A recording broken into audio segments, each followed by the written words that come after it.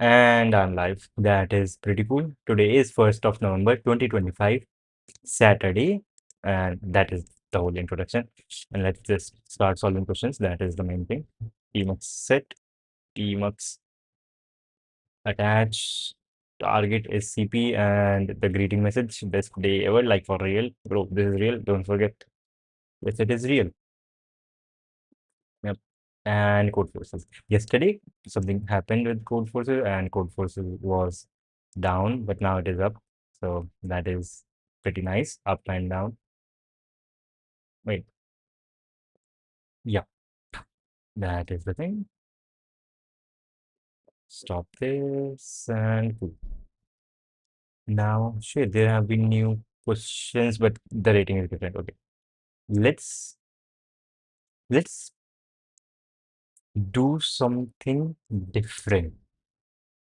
Yeah, 1700. Shit, I have actually solved one of these questions, 1700 rated. Time limit exceeded, wrong answer, and then accepted. Yeah, cool. So let's do a 1700 rated question. Anything? Okay, this one, 0, 1, 2, 3. Even though the title is like 1500 rated question, but we'll do 1700. At least let's see how far we can get. Find and also a stopwatch, just in case. Find the minimum height of a rooted tree. Rooted tree makes sense. One thing is rooted, and a rooted tree is a connected graph without cycles. Connected graph without cycles with a special vertex called the root in a rooted tree among any two vertices connected edge. One vertex is a parent, the one closer to the root, and the other is a child. Yes. A rooted tree with A plus B plus C vertices that satisfy the following condition 1, 2, and 3. A vertices have exactly two children. Okay, A amount of vertices have exactly two children.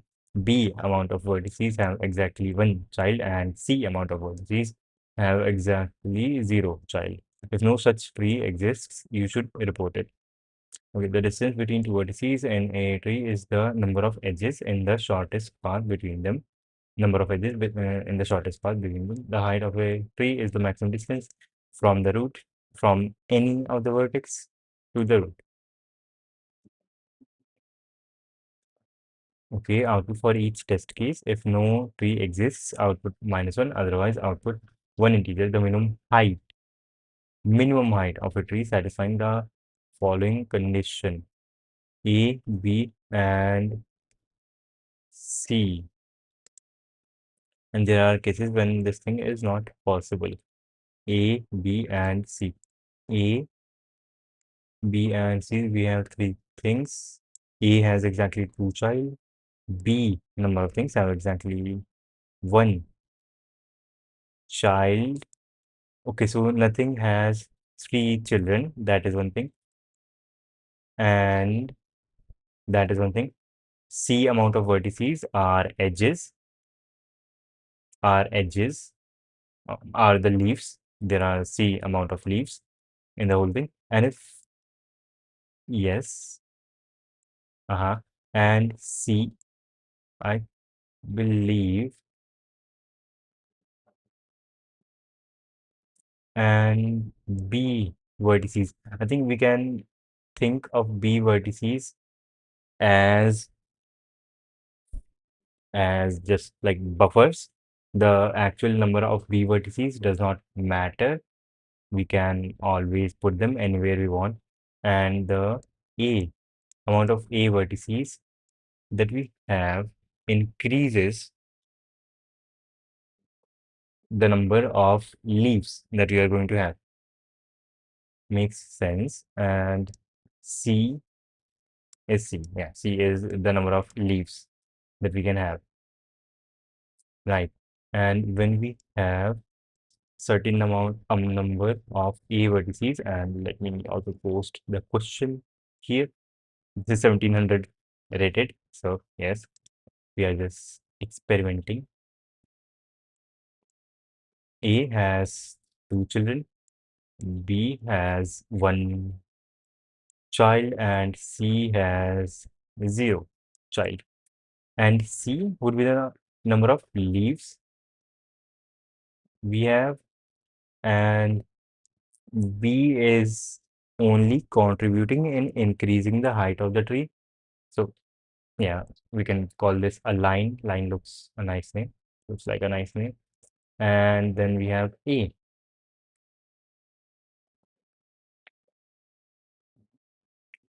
A is going to have two child. Let's say there is a A.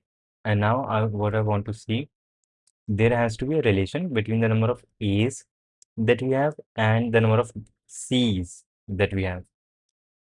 Let's say we have a 1, A equals 1. When A equals 1, we will have one thing, and C must be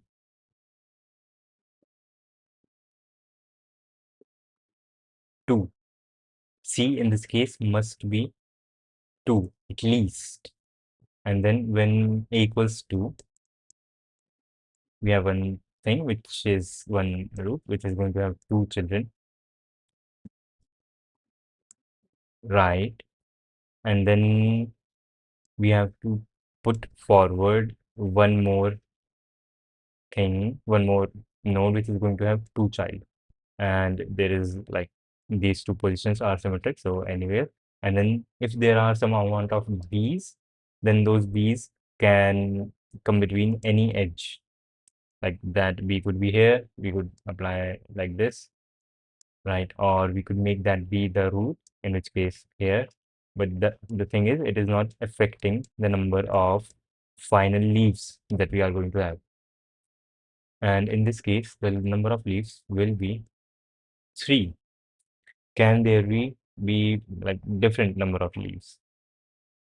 Don't think so. Okay, nice. So here C was equal to 2 and not higher than or equal less than this, exactly equal to 2. And here C was exactly equal to 3. And when A equals 3, that is we must have 3 vertices with 2 children. Then first one here, and yes, we are like intentionally not covering the vertices which have one child because they don't change anything. They are like, we are breaking up one edge and inserting one node in the middle, so the number of leaves would stay the same, so we don't actually have to care about B. Any number of B will be handled, right? When A equals 0, right, and B equals something, B and C can be equal to anything. B can be equal to some number that will be handled, anything, does not matter. And C must be equal to 1 in that case. And C here was equal to 1 when A equals 0. Okay, nice. When A equals 3, we need 3 vertices which are going to have 2 children. So we can make one here, and this is going to have 2 children. And the next A vertex, which is going to have 2 children, can come here or here. Both of these places are symmetric, so we can put it anywhere we want. Now we have 3 different positions to add the last third vertex, which is going to have 3 children. And at this point, we have, like technically speaking, 3 leaves, and these 3 are identical, and we can put the third vertex anywhere we want, and the number, the count of leaves is going to increase by 1. So that is a nice relationship. So there is a relation between A and C. That is, C always must be equal to A plus 1. Otherwise, there doesn't seem to be any, yeah, there doesn't seem to be any configuration where this would work if this case is not possible. A plus 1 must be equal to C. C must be equal to A plus 1. Here, this is A and this is C. True. Here, true. Here, also true. Here, also true. Here, also true. Here, also true. Here, also true. Shit. Here it is false in the eighth test case. And yes, so false. But shit. The thing was false also here, which is the fifth test case. We should, how did I miss this? Yes, here also, this is false because there are C is not equal to 1 plus 1. So makes sense. And here too, here this is false, here also false, and here too. So that is nice. Now what we have to return is the minimal height and height. Yes, the minimal height. So the height would depend on A. Yeah, height would at least be equal to A plus C, right? Because, well, not exactly, because here when we had A equals 3, we could have made this structure. Yeah, we could have made this structure where the height is a nice number and then put forward all the C's like this.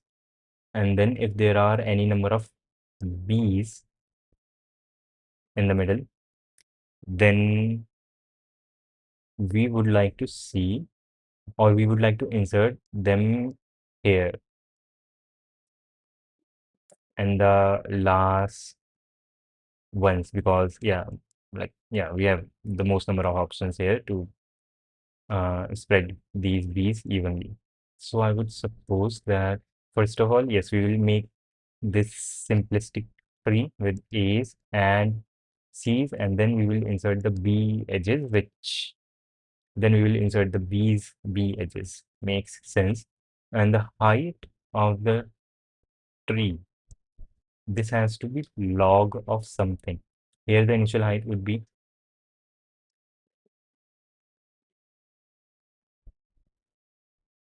initial height can be 1. Then we can add two more things and the height can become, and the number of nodes which we have used can become 3. Then we can add 4 new things and 3 plus 1, 7. Right. And this is like 2 power 1 minus 1, 2 power 2 minus 1, 2 power 3 minus 1. And in this case, 2 is equal to 3. So the smallest power of 2, which is higher than the number of B's, that would be the height of all the B things. And then we will add plus 1 to insert all the C's at the end. Makes sense.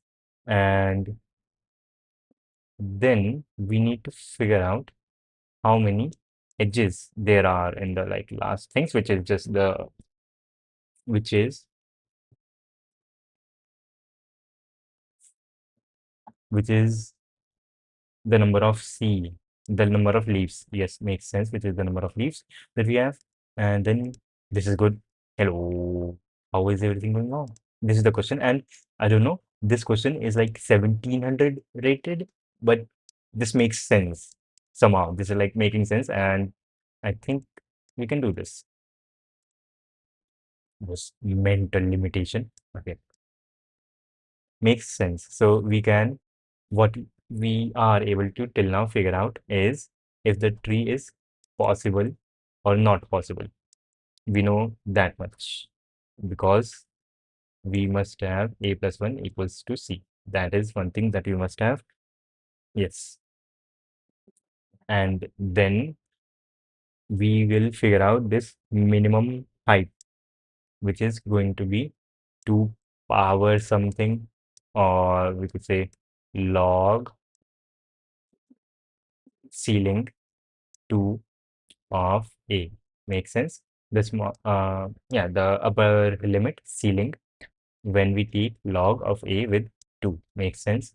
So when A equals 3, we will get 2. And we will add 1 here for all the layer of leaves that we will add after sorting all of the nodes which have two children. And now the tree could actually be imbalance in cases like if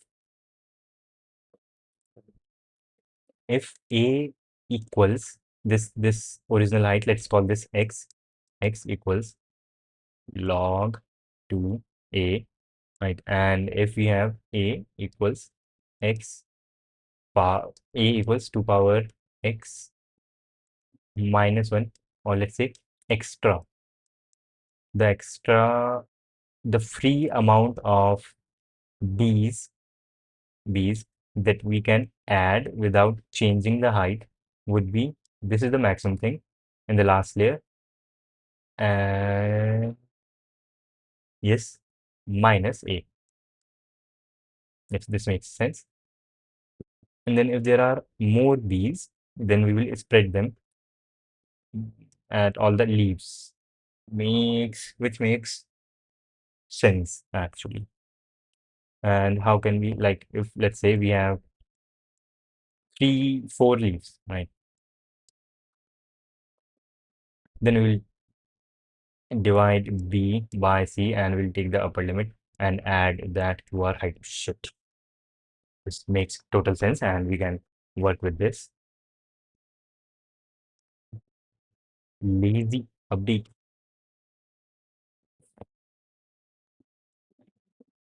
Synchronize. Cool. F. Shit, this was F in division 4.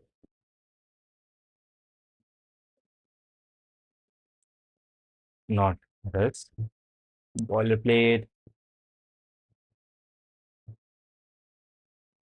Wait, we don't have an integer like that. We have A, B, and C. Just three numbers and then put.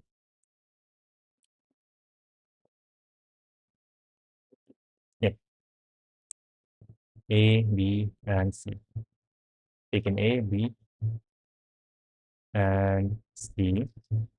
Okay, and if A plus 1 is not equal to C, then we will output early and we will say minus 1 with the new line and not break but return. Else, if that is like, okay, then we will find the height. And A equals 0, and while the next, while the current power, while yes, 1 left shifted by K is smaller than A, smaller. What if this is equal to A? Yeah, it's smaller or equal. We will increase the height still. Yeah, we will, even when equal, we will increase the height. What we will do is K plus plus. Right. So 2 power K, right? And in height equals K plus 1 for adding all the number of C's. Now, in or B equals B minus equals 1 left shifted by K, 1 left shifted by K minus 1 minus A. Or yes, minus 1 minus A, that is the extra amount of B's that we have. And yes, that is correct. Now, if B is greater than 0, if B is greater than 0, then we will do H plus equals, we will add to H the extra height which is required, which would be the current B divided by C, and we need the upper limit of this thing. So we will do divided by C, and instead of dividing by B itself, we will plus C to get the upper limit and see out H. And this hopefully, okay, this does not work. Okay, we are always outputting answer as one higher than the actual value. Why do we do that? Should make sense, makes sense. Since the height is determined not by the number of edges, but by the number of nodes. Not by the number of nodes in the path, but by the number of edges. Here, I was calculating this height as 3, but instead the height is 2 because there are only 2 edges. Makes sense. So we will not do this step here and we'll say h equals k. H equals k, but does that change anything in our logic? And yes, this red color is bad.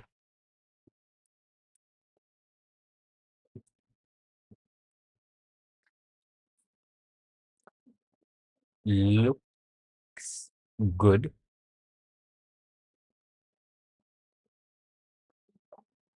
Yeah, I say looks good. This looks good. This looks good.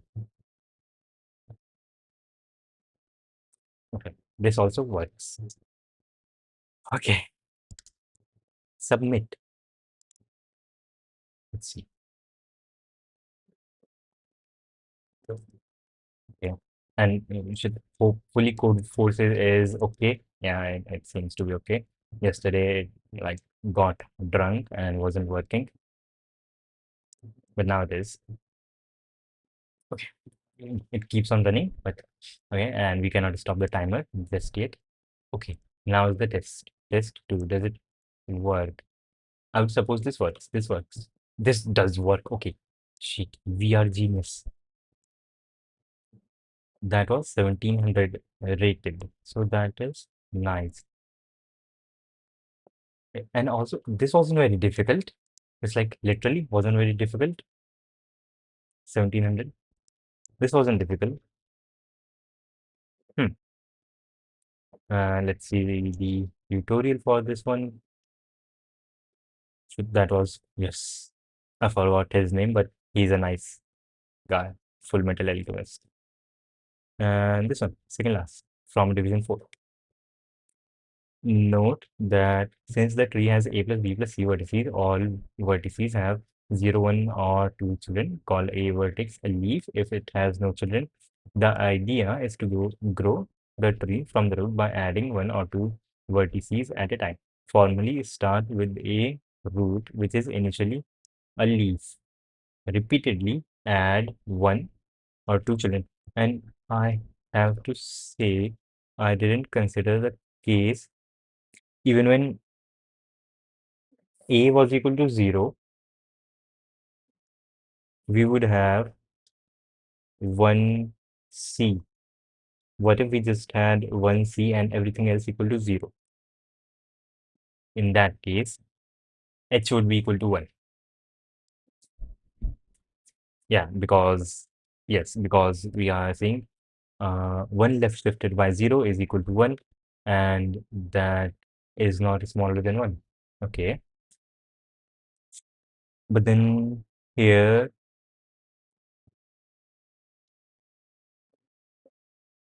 again, I have doubts. Let's say we have just one test case and 0, 0, 1. Shit, yes, the height is 0. Height is 0. Makes sense. Height is 0 because there is no edge. There is just one node and there is no edge. Makes sense.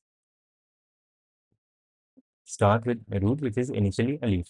Repeatedly add 1 or 2 children to leaf. In total, add 2 children A times and 1 children B times. It turns out that at the end of this process, the number of leaves is predetermined. Yes, every time we grow by adding one child, the number of leaves does not change since we lose one and gain one. Every time we grow by adding two, the number of leaves increases by one since we lose one and gain two. Initially, there is one leaf. Thus, at the end of the process, we need to have a c equals a plus 1. Yes, for the tree to be valid. If it is not, then the answer is minus 1. Yes. Otherwise, we need to minimize the height. The idea is greedy. Note that we should grow by 2 instead of 1 when we have a choice because it is clear that it will strictly decrease the height. Similarly, we should always grow the node closest to the root to minimize the height. Yes. Thus, we can just simulate the process described above, and the team can solve the problem in this time or even better. Yes, I think our solution is constant time. There is only this while loop, which is log n of a, log 2 of a time. Yeah, cool. This was nice. This was actually nice. And this just took 20 minutes to solve. So that is nice. Right. Let's write down this thing we want to solve. 4 problems at least. That would be nice. Shit, the bar has actually gotten low, I would say. Let's solve. Look back. Um, sum of Zor functions. Okay, and shit, this is another 1700. So we will see. We will see how it goes. Shit, I think I should change the title to be 1700. I can change the title midstream, which is like nice. Uh, 17, PR stuff, not 100, 17. Cool. See, should be updated now. Good going. Yo, let's go. I mean, yes, let's solve the questions. Here is the next one. Got me motivated to start learn in public. Yes. And yes, learning in public is like quite courageous. I do not want to like boast myself out, but yes, this is not easy to be like just pull up a question and then try to solve it. It's kind of, yeah, it can go wrong. You are given an array A of length and consisting of non-negative integers. You have to calculate the values. You have to calculate the values of summation L equals 1 to n and R equals L to n of function this into this.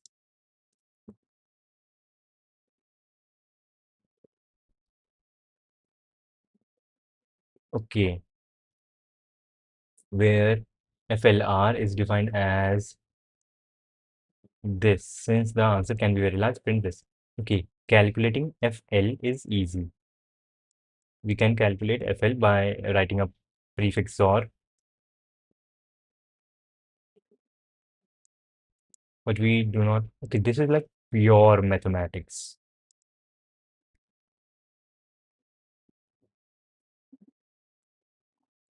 R minus L plus 1. Okay, this is n square, and our goal is to reduce this n square into something that is not n square, into something small. Okay, I've done a question previously which was kind of similar, but I will not share my face cam. Shit, kind of introvert and shy. That is fine. You can come over it. I'm also introvert. I don't speak this much like when I'm not streaming. But yeah, you can grow out of it if you want to. Yeah, you don't have to if you want to. Okay, this is nice. We have done a question earlier in which we had say I equals 0 till I equals n and summation j some other number equals 0 and j till equals n, and our target was to calculate f I minus g j, and we have done this question. But now what we want is summation, or instead of I and L, let's use instead of I and J, let's use L equals 0 till L equals n minus 1. Summation R equals L plus 1. L. So the same thing. Okay, and the range is inclusive. Makes sense. Okay. Okay, makes sense in the range is inclusive till n minus 1. F L comma R into the size of this thing, which is R minus L plus 1. This is multiply. This is what we want. Okay, that should be good. Must remain anonymous. Good excuse to avoid people. Yo, just send hello. I know your name. You are not anonymous anymore. I've seen your name now.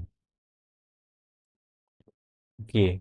So, well, the inherent structure of this thing calls for something n square. Like we have two summations going till n.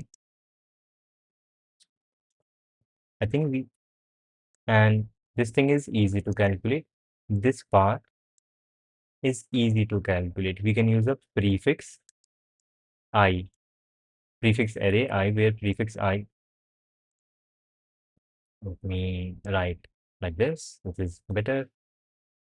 We can write a prefix I, where prefix I would be XOR or like A A0, XOR A1, XOR A2, XOR dot dot dot till XOR AI inclusive.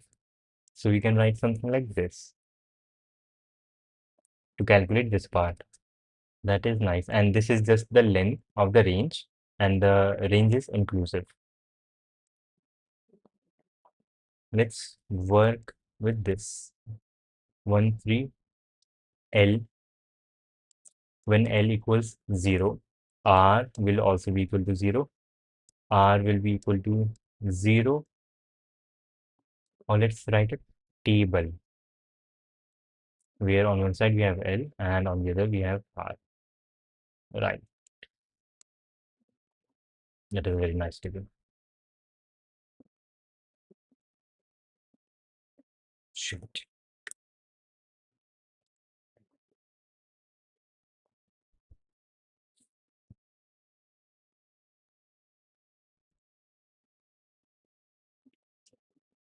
L will be equal to 0, 1, and 2, and R will also be equal to 0, 1, and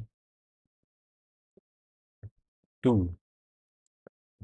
Okay, but there will be a section of this where we will never go. When L equals 1, R will not be equal to 0. So yeah, in this part we won't go. And when L equals 2, we won't go here. And when yeah, L equals 2, we won't make R equals to 0. So yeah, these things are not considered in the final answer. So when L and R both equals 1, then the XOR is 1 and the length is 1. So answer here would be 1. And shit, we have to multiply these two terms, the XOR of the range and the size of the range. That is just a bogus around to serve through YouTube, bro. But you can try. Side quest idea. Shit, what do you mean by that? Okay, I can like try and find out who you are. That would be nice.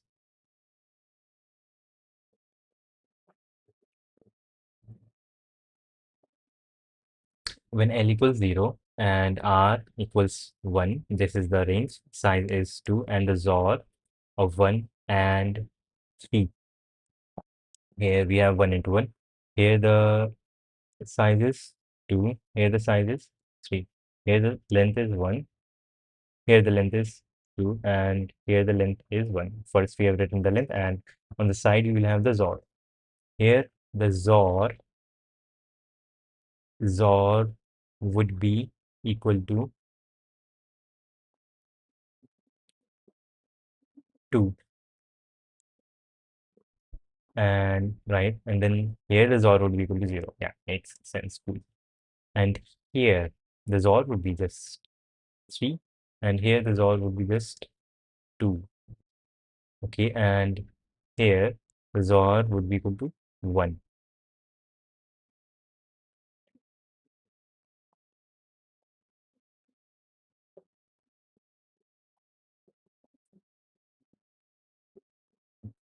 Okay, that is nice.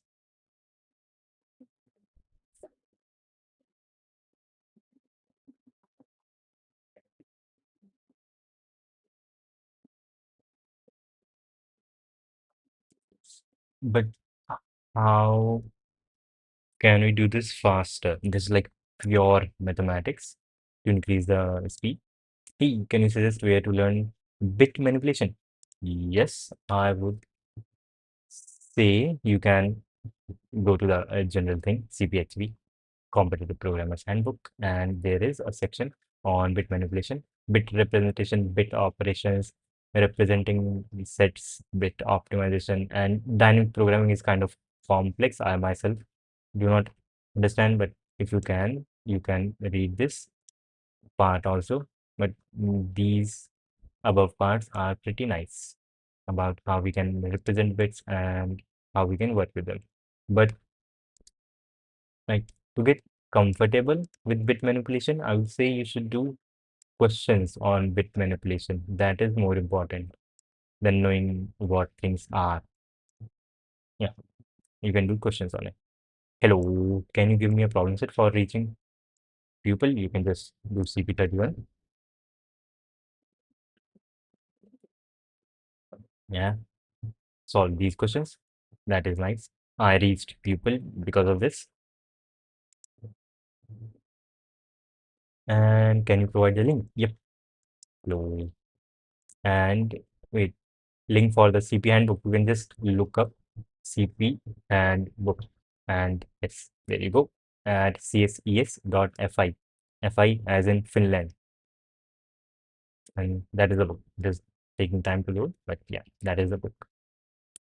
Is this the update? No shit, this is not the updated one. The USAPO CP guide or CP handbook. Shit, yes, I should now use the updated one. Yeah, this is the updated one. This one came out in 2019. Yo. Also, uh, also, do you have subscriptions on the? No, I don't have the subscriptions. Like I use it for questions only and not for theory things. And here, shit. This question is good. This question is good. This question is good. And the inherent structure. Okay, what we need, we can say all of these things are zero, zero, zero, zero. Right. And in this row, in this row, okay, these second values are the only things which are not predictable, I would say.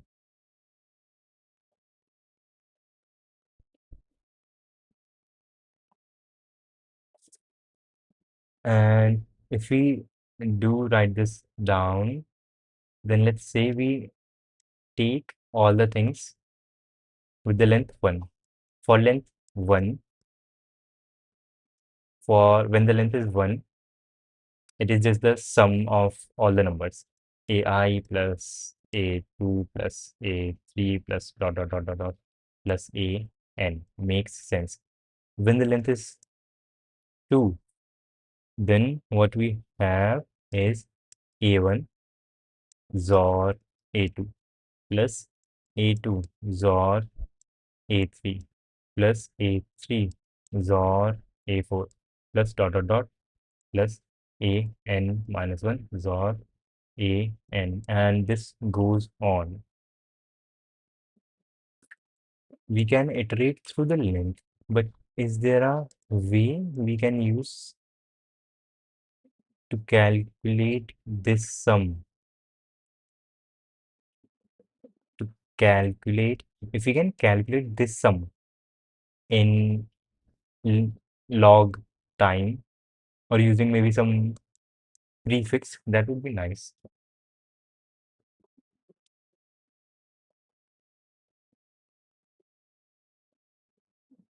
When we take XOR. XOR is different from addition. So I don't think we can do something with that.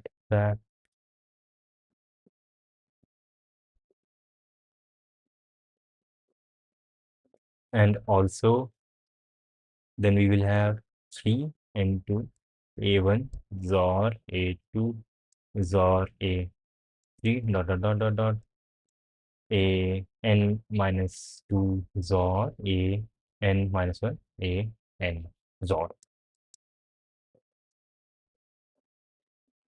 Okay, and what? And same, I also started CP. Yeah, that is nice. That is pretty cool. CP31. I was learning algebra and I got stuck. Shit, what are you trying to do? And hello, do not call me a sir. I'm just studying here. Sonak, that is a unique name. Ronak or Shashank. Or, yeah, Sonak is unique.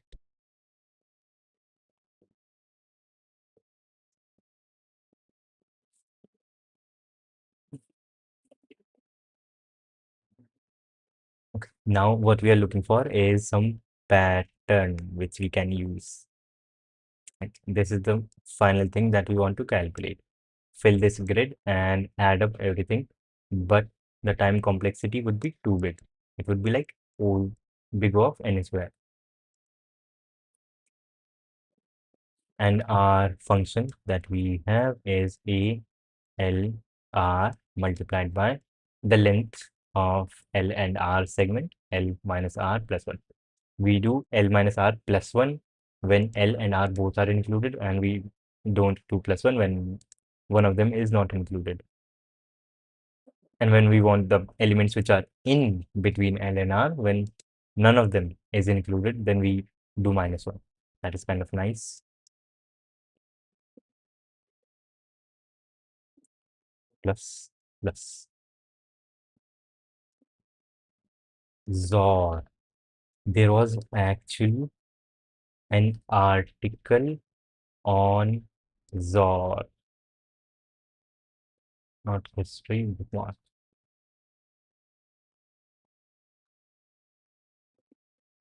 There was an article on XOR, all bookmarks. There was an article on XOR, specifically on XOR programming. Then I think that is all right. Yes, this one.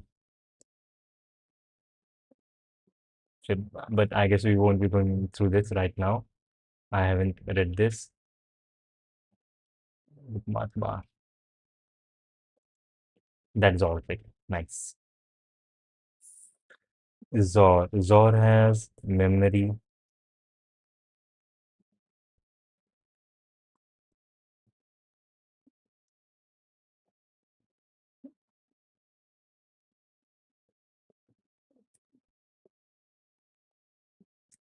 XOR. We need to take XOR like this.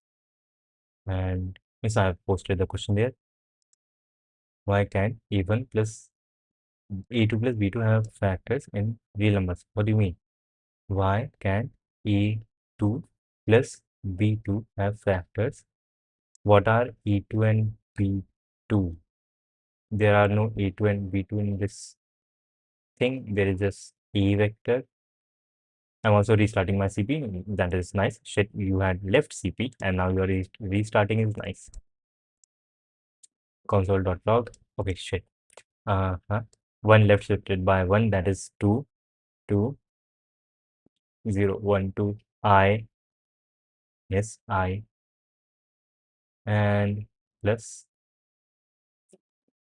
2 left shifted by 2, that is 2 into 4, 8, 8, 0, 1, 2, 3, 4, 5, 6, 7, 8. I am, shit, no, that is H, 8, 0, 1, 2, 3, 4, 5, 8. Why is it turning out to be H? A L B O. R I T H 0, 1, 2, 3, 4, 5, 6, 7. Okay, shit, you messed up. You messed -1. Shit, I didn't see the -1. Okay, my bad. HI dot reverse dot join. Okay, that makes sense. That makes sense. And did in 2022 to 23, 1 year, first year in Python. Okay, welcome back, I would say. Nice, thank you. Yes, we did one question before this, which was nice, in like one go. So that was nice. Do you solve CP31? CP31 questions, CP31 questions are very good when you start, but at 16, I would say even at 1500 rating, I was facing difficulty, but not too much difficulty. Like 59 minutes is high, but this was giving me false motivation that I was solving difficult questions at a higher rating. But if you go to the current 1500 rated questions in code forces, they are much more difficult than the 1500 rated questions here. So yeah, that was giving me like false motivation, false hope that I'm getting better, even though I was not. So yeah, that is why I switched. Okay, shit. Goldbach's conjecture, I would say, cannot have factors in real number. Cannot have factors in real number. Wait, what? No? Isn't 3 square plus 4 square equal to 5 square, where 5 is the factor and 5 is a real number? Like 9 plus 16 equals 25, and the factors of this number are 5 and 5. I think you messed up somewhere. Of course, I say hi always, haha. Yes, but I just have to recheck. He audio increased. I mean, okay, is it fine or bad? Yeah, yeah, middle ground, and 8 at 2 power 3. Hello, bro. I'm not into CP right now, and I am a GE aspirant studying from lectures available on YouTube. Hats off to your consistency, man. Every time I come here, I see that you are live. Thank you for that. Thank you for that. Yes, audience. Yes, audience increase makes shit. I'm very stupid. Anyways, this is the main question, and we should not do apology. And yes, like really, thank you for this. And yes, and yes, the main goal is not the audience. It is very selfish, and the selfish goal is that I'm studying every day. Right? Yeah, a routine or something that is nice. And if people are like getting motivated, that is like cherry on top. If I'm able to help someone, icing on the cake is also a nice metaphor. Okay, with this. Uh, so we somehow have to group these things. Yeah, we somehow have to group these things. And yes, here the answer would be 1 plus 4, 5 plus 3, 8 plus 0. So 8 plus 2 plus 2, 12. And the answer is actually 12. That is nice. And the time completes 2 seconds. But 10 power 5. We cannot go n square. If we could go n square, this would be straightforward. But we cannot go n square. And shit, I'm like very excited to read the editorial for this, but we will ponder before that. 0, 1, 2. So what we have to do is, or my idea is, we can group these numbers,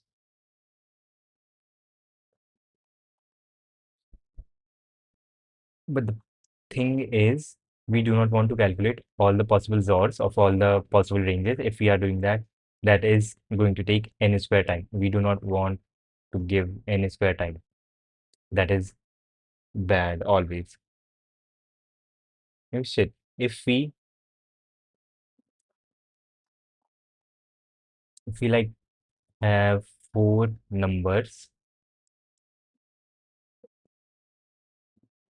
and can we do like something mm, equivalent to merge sort?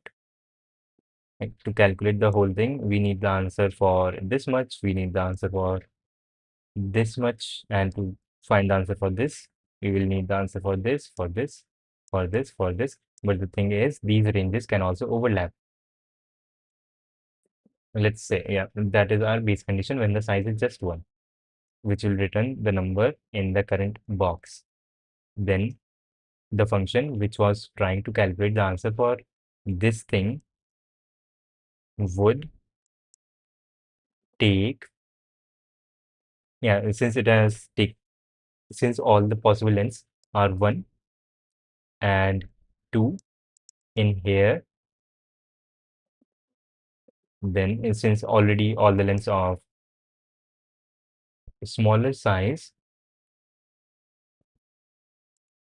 all the lengths of size 1 are already like taken care of, we need to take care of lengths of size 2 here, which is just, yeah, take answer for this, which would be XOR of this range, XOR of this range, take XOR of both of those things, which we can do in constant time with a prefix and multiply that by the length, add that to the final answer. And yeah, this also, right. Now, this bigger function,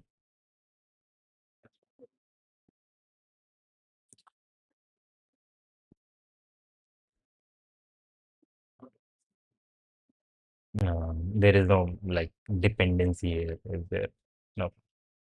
This bigger function can have possible lengths 1, which have already been taken care of, all of them, but 2 is left. This length of 2 is left. Everything else in length size 2 is taken care of. But then there is also 3, all the segments of size 3, like we haven't even done anything with the segments of size 3, which would be this and this segment, and then for the segment of size 4.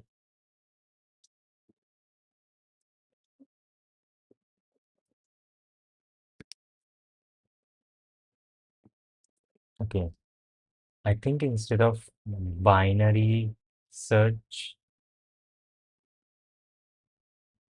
we can have like if this is the final thing on which we want to calculate the answer. Let's say we have the sum for this whole thing. We have the answer for this whole thing. Have you studied prim in trees? I think maybe. Hello. It is a minimum spanning tree. Yes. Hello, Eric. Hi. Hello. Yep. Yes. That is, yeah, Prim's algorithm. I haven't studied Prim's algorithm.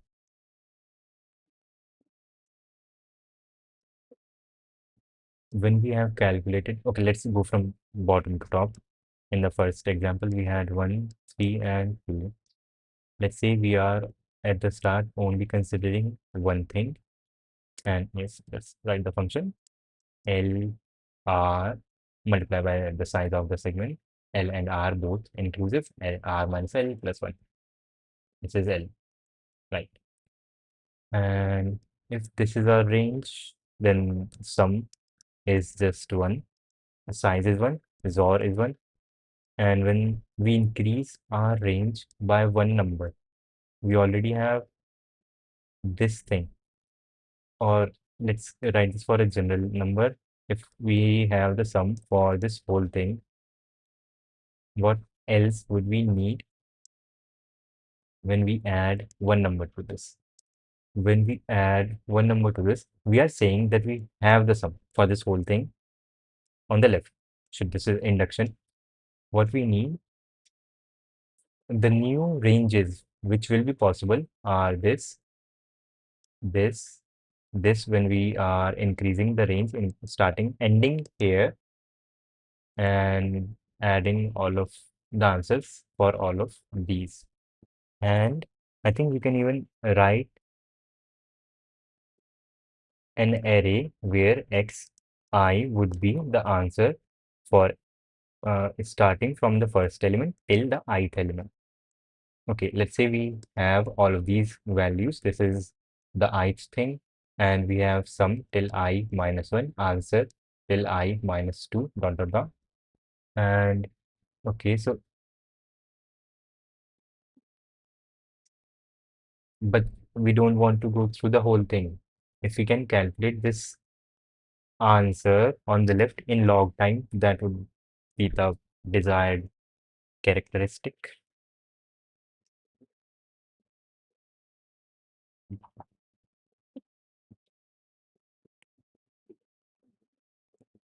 Yes, that would be the desired goal. We don't want to go through the whole thing again. Let's write this down. Right. Shit, this is not even what we want. When we are taking this range, we don't want the answer for this whole thing. We just want the value here, and that would be 2 into the XOR of this range, which is easy to cal. Okay, okay, 2 into a I XOR a I minus 1, right? Then the next range would be 3 into a I XOR a I minus 1 XOR a I minus 2, and this will go on. Can we calculate this thing in log time?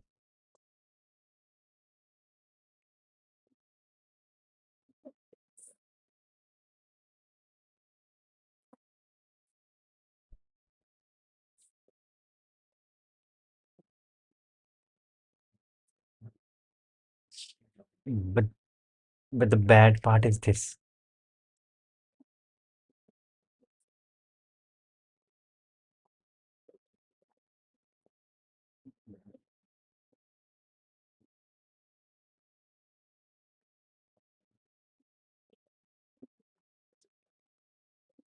That is the bad.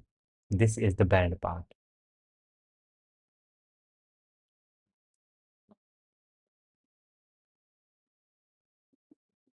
Since we don't just want the sum of these things. We want these XOR values and multiply that value with something and then add whatever comes out. Let's write what we already have. What we already have is a 0 XOR some number, and yeah, we already have quite a few things. What could we want to make this process faster? Or maybe our initial hypothesis of going element by element might also be wrong.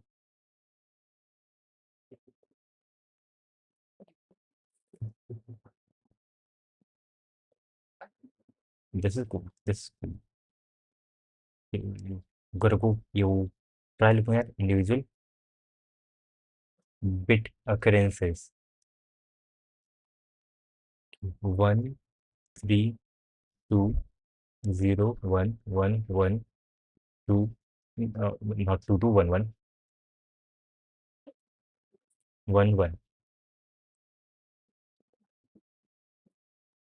Shit. XOR, yes. And how many things is this one part of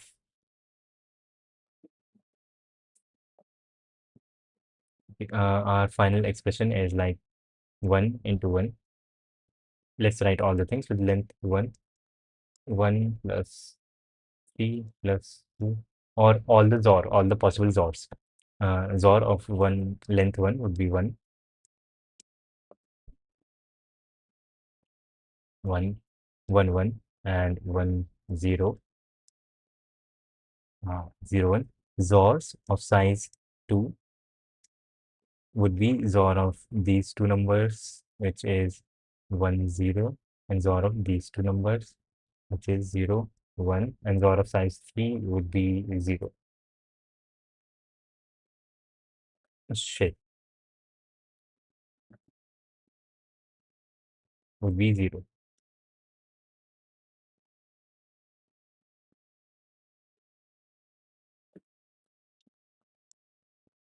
This, this, this number is only included in this range, and in this range. So here,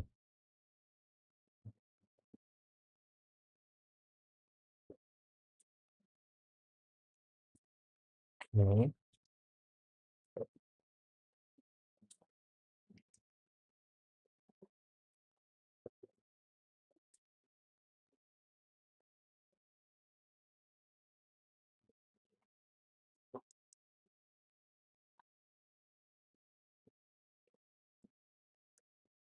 we can calculate the answer towards right, starting from an element, or towards left.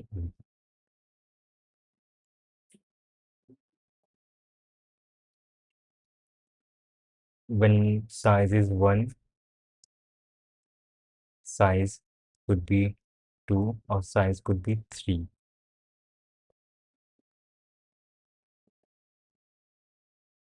We don't want to iterate through all the sizes. And if we are iterating through the sizes, we don't want to iterate through the elements individually. Let's say we are iterating through elements. We are going element by element. So we will calculate the answer for one element towards this its right or towards its left. Let's say we are calculating answer towards right. For this one, we need to calculate, yeah, this number into 1 into 0, 1 plus 2 into 1, 0 plus 3 into 0.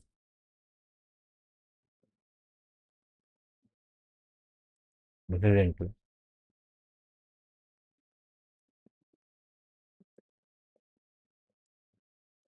And there seems no pattern in this, because there is pattern in the number increasing, but there is no pattern in XOR.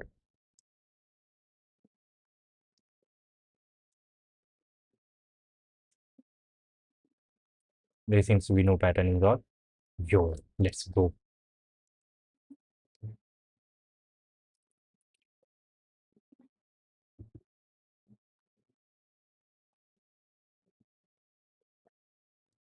It's like odd, you kind of, yeah, screen is nice.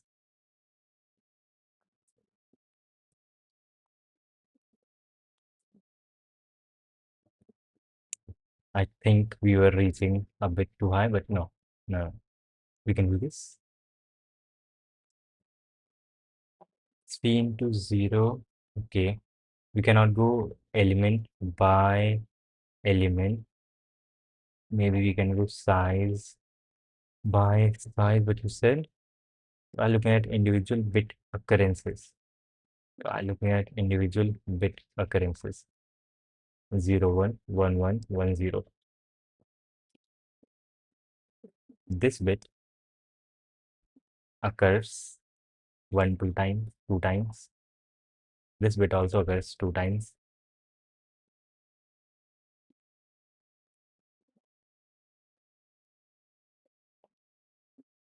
Mm.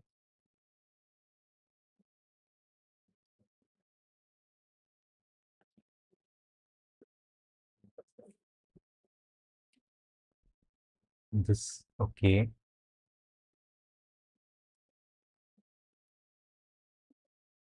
Shit. Can we divide these numbers, shit, into their bit representation and store them according to their bit representation? That would be actually crazy.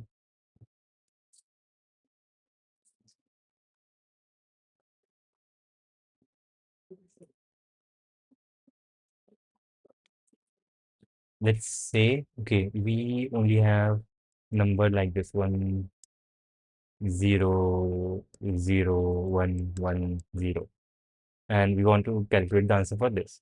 So for all the ranges for size equals 1 for this,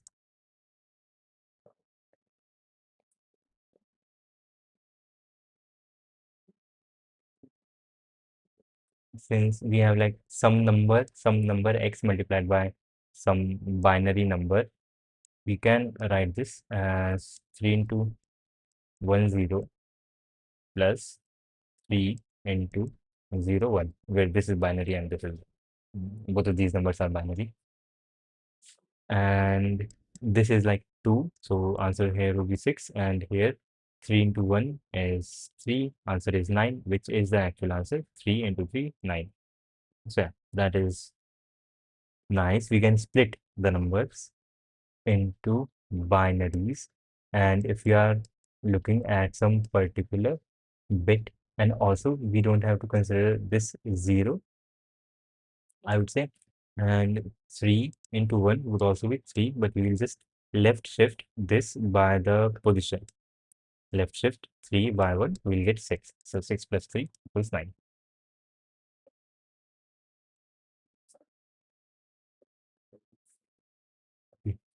Okay, okay, okay. Can we calculate this whole answer in n log n time? That is the maximum time complexity we can use. For size, let's go size by size. For size, not for size. Yeah, for size equal to 1. What we need to calculate is how many segments there are, and also what are the lengths of the segments, where the number of ones is even, where the number of ones is odd. Because for this segment and for this segment, the number of ones is odd, and this will contribute to the final answer. But for this segment, the solve would be 0, and this is not going to contribute. And for size equals 0, only the ones will contribute. For size equals 2,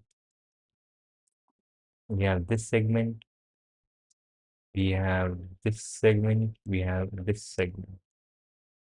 For size equals 3, we have this segment, yes, and then this segment, and then this segment. No, shit, I messed up. Uh, we need segments with odd number of ones. So this is one segment, this is one segment, and those are the only ones. For length equals 4, there is no segment where the number of ones is odd.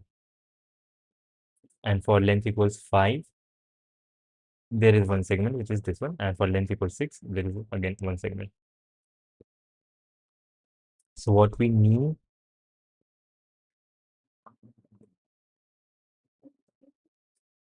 if we know the position of all of these ones, 1 0 0 1 1 0, let's say, how many segments of size 1 have odd number of things?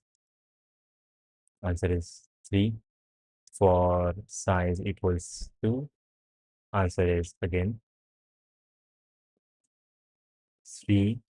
For size equals 3, answer is 2. For size equals 4, answer is 0. For size equals 5, answer is 1. And for size equals 6, answer is 1. Okay, when we are finding this thing out,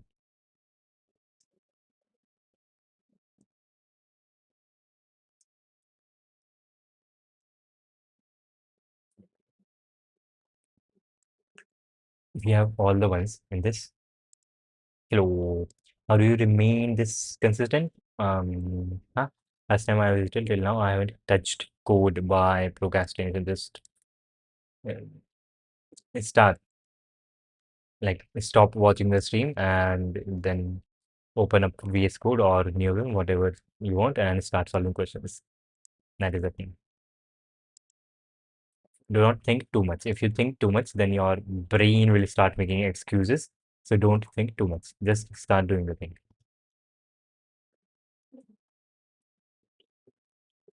Shit, how long ago? 42 minutes. So you might be still here.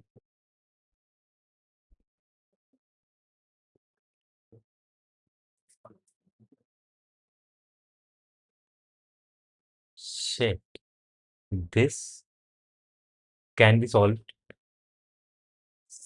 I think, by making a matrix, not a matrix, but by making a list here.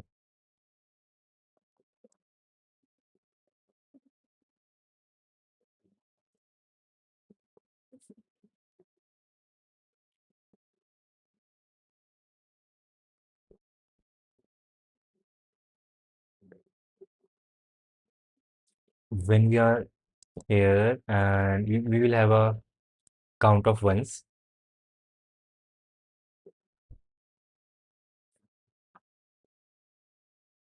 No,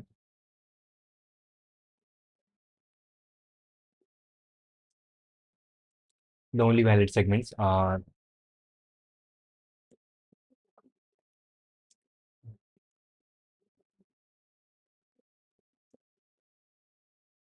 we can use two pointers here. We can use two pointers here.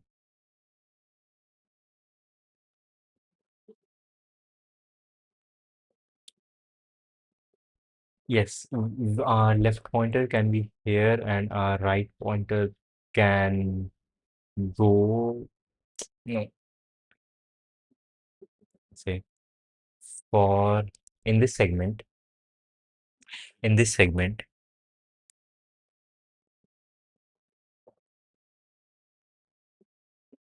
okay, we don't just need how many things, how many segments there are with even, with odd, how many segments which end,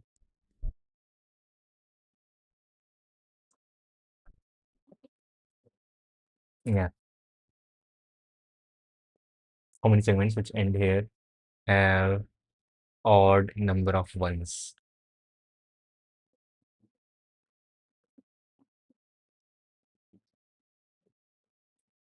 So that is not going to work. That is literally not going to work. What is the problem? Question? Yep, it's this one. And we are breaking this up. This is taking mental power, and this is a nice question. Okay, what we have done till now is the thing that we want at the end is this. Yeah, this for all the subsegments possible, right? For all the possible subsegments, for each subsegment, we'll take the XOR of all the elements in that subsegment multiplied by the length, right? So that was the main thing. And this thing, if we go through each subsegment, then it is going to take n square time, and that is too big. So through some help here, try looking at individual bit occurrences. Through some help, we were able to reduce, not reduce, we don't know if what we are doing is going to result in the right answer.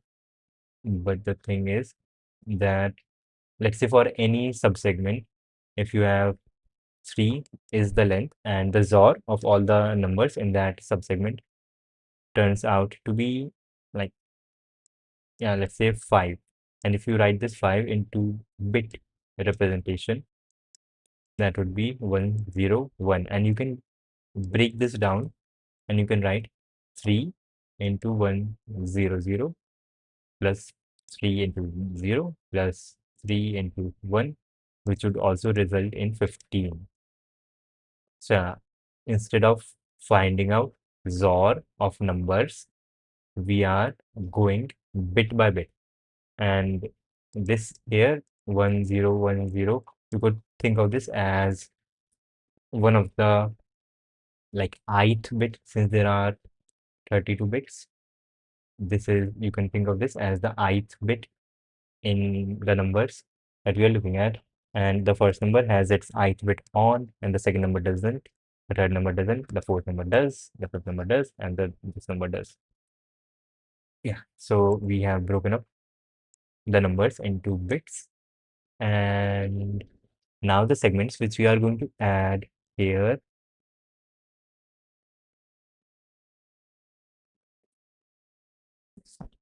The XOR can at maximum be 1. So all we have to do is just add these sizes. For our original thing, for one of the questions, we had 1, 3, and 2. If we write this in binary, we have 1, 0, 0, 1, 1, 0. And let's calculate the answer for this first bit. If we calculate the answer for this first bit, we have 1, 1, 0. And here, for when size equals 1, we have one segment with two subsegments when the size is 1. So we will do size, which is 1 multiplied by 2. How many times this thing is there? So 2. And when size equals 2, we just have one subsegment which has an odd number of ones. So size into the number of times it is there. So 2. And for size equals 3, we have 0. Nothing. And let's calculate the answer for this bit, which is 0, 1, 1. And since these are symmetric, the answer is going to be same, right? So here the total answer was 4. Should And here also the total answer is 4. But since these bits have a higher place value, like technically we should write these as 0, 0, 1, 0, and 1, 0. But we are removing all the bits to the right. We are only taking this. So to compensate for that, whatever the final answer is, we can left shift by how many bits we removed or like masked, which is just 1. And this thing, 4 left shifted by 1 would be 8. And we add this 8 to the thing that we got earlier.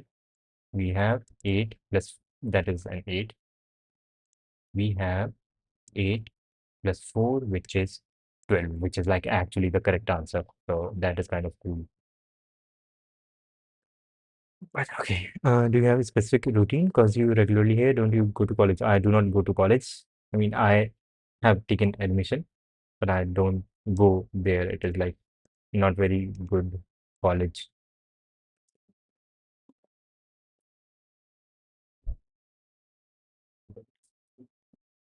Okay, it has like it is already 51 minutes, but it's still I want to think about this for a while. Yes, now the whole problem is has like the bottom line is this. We have a bunch of sequences 0, 1, 1, 0, and for each possible size, like for size equals 1, for size equals 2, 3, dot, dot, dot, we need to calculate till the size n how many segments in this whole sequence of numbers have odd number of ones when the size of the segment is this given. Like for 1, the answer would be the number of ones we have. The answer would be the number of ones that we have.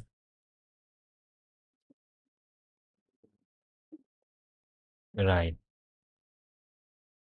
The number of ones we have, which is in this case 3. And for size equals 2,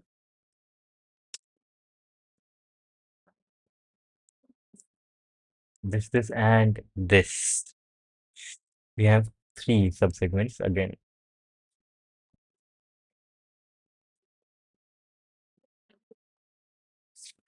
For each one, we can extend it towards left and towards right.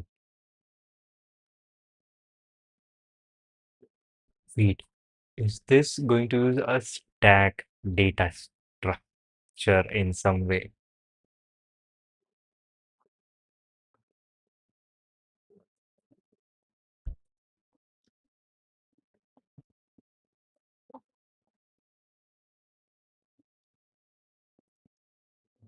Let's say we have a stack,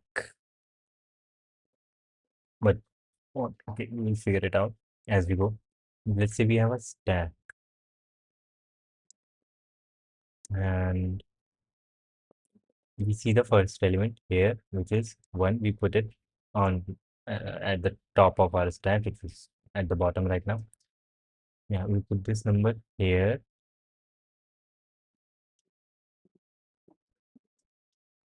and the number of ones in the stack is 1, right? Then we go to the next element, 0, 0, we don't do anything. And we'll say we will increase for each size. Let's say for each size we have a vector. Here the total maximum size is 1, 2, 3, 4, 5, 6. 6 is the maximum size, so we'll have like 5 partitions, 6 partitions. Size 1, 2, 3, 4, 5, 6. For size 1, we will increase the answer by 1. Let's say for size 2,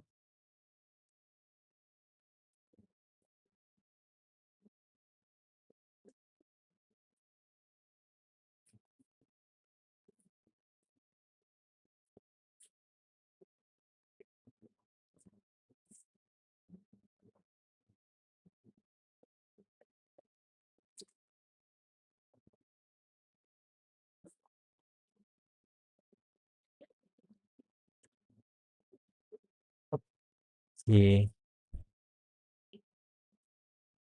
when we see a 0,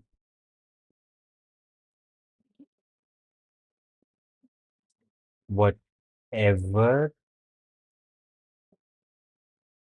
the thing is, like whenever we see a 0, how does that affect the answer?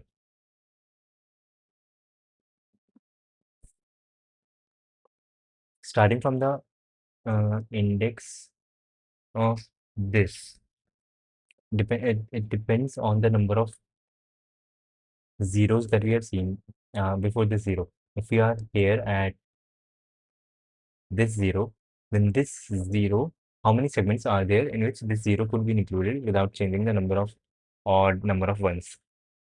Right. The minimum size of the segment is 2, and all the segments with size 2 or greater than 2,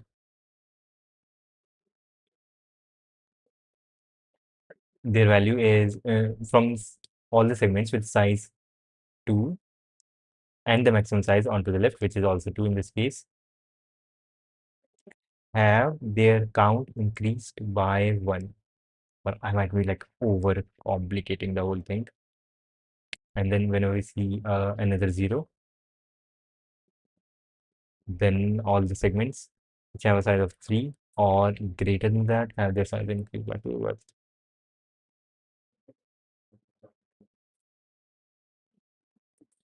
Check. Okay, let's look at the editorial. Let's look at the editorial. This is nice. Okay, I do not want to actually look at the editorial. I will solve this question later on my own. This is a nice question. I do not want to look at the editorial. Yeah, this is a nice question. I want to figure this out on my own. I will not look at it at the editorial. Yeah, this is a good question. Some of XOR functions. Yeah, some of XOR functions. This is a good question. I guess we can move on to another question.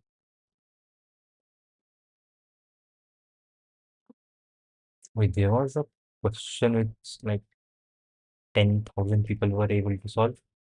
Wait, shit, this one. Maximum modulo equality. 9,000 people. This one, 10,000 swap dilemma. Let's do, yeah, let's Swap dilemma. Then we have maximum modulo equality. That is nice. Let's do this. Swap dilemma. This was D in division 2. That is nice.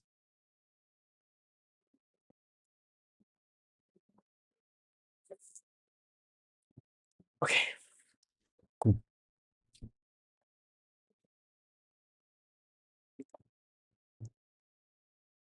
Okay, yes. Given two arrays of distinct positive integers a and b of length n, we would like to make both the arrays same.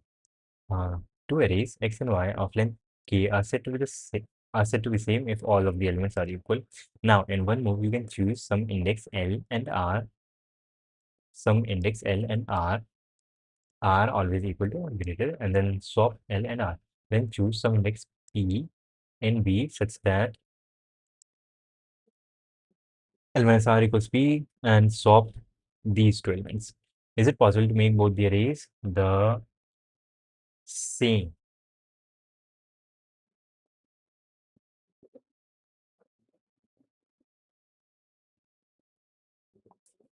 The length has to be same in swapping. And first of all, if we sort both of them, wait, would this depend on the number of inversions?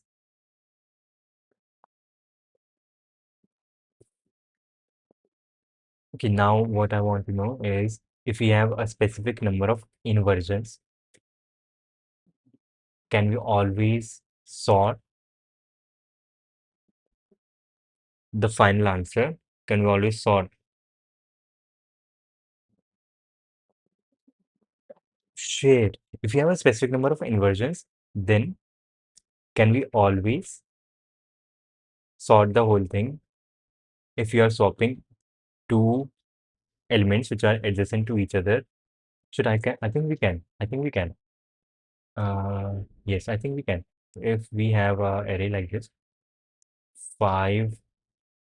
Shit, this is in sorted order. Something like 5, 2, 1, 3, 9. Here, the number of inversions is 1 is supposed to be here. So, yes, 2 inversions for 1 for 2. Yeah, let's just see on to the left how many elements are like at the wrong place. For 2, 5 is at the wrong place. So, plus 1 for 3, 1 is correct, 1 is correct, 2 is correct, 5 is wrong. So, plus 1, and for 9, everything is correct. So, in total, the number of inversions is 4. Can we solve this?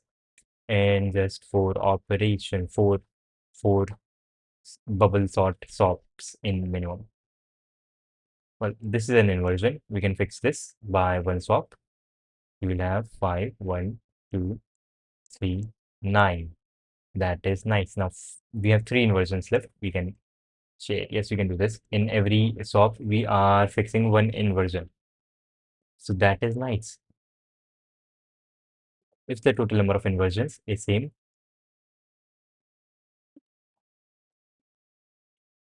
then we can fix this. Hello, yes. I3W window manager. Shit, if this is a window manager, it- that is nice. Okay, I think we just have to calculate the number of inversions. And for calculating the number of inversions, we can use a policy-based data structure.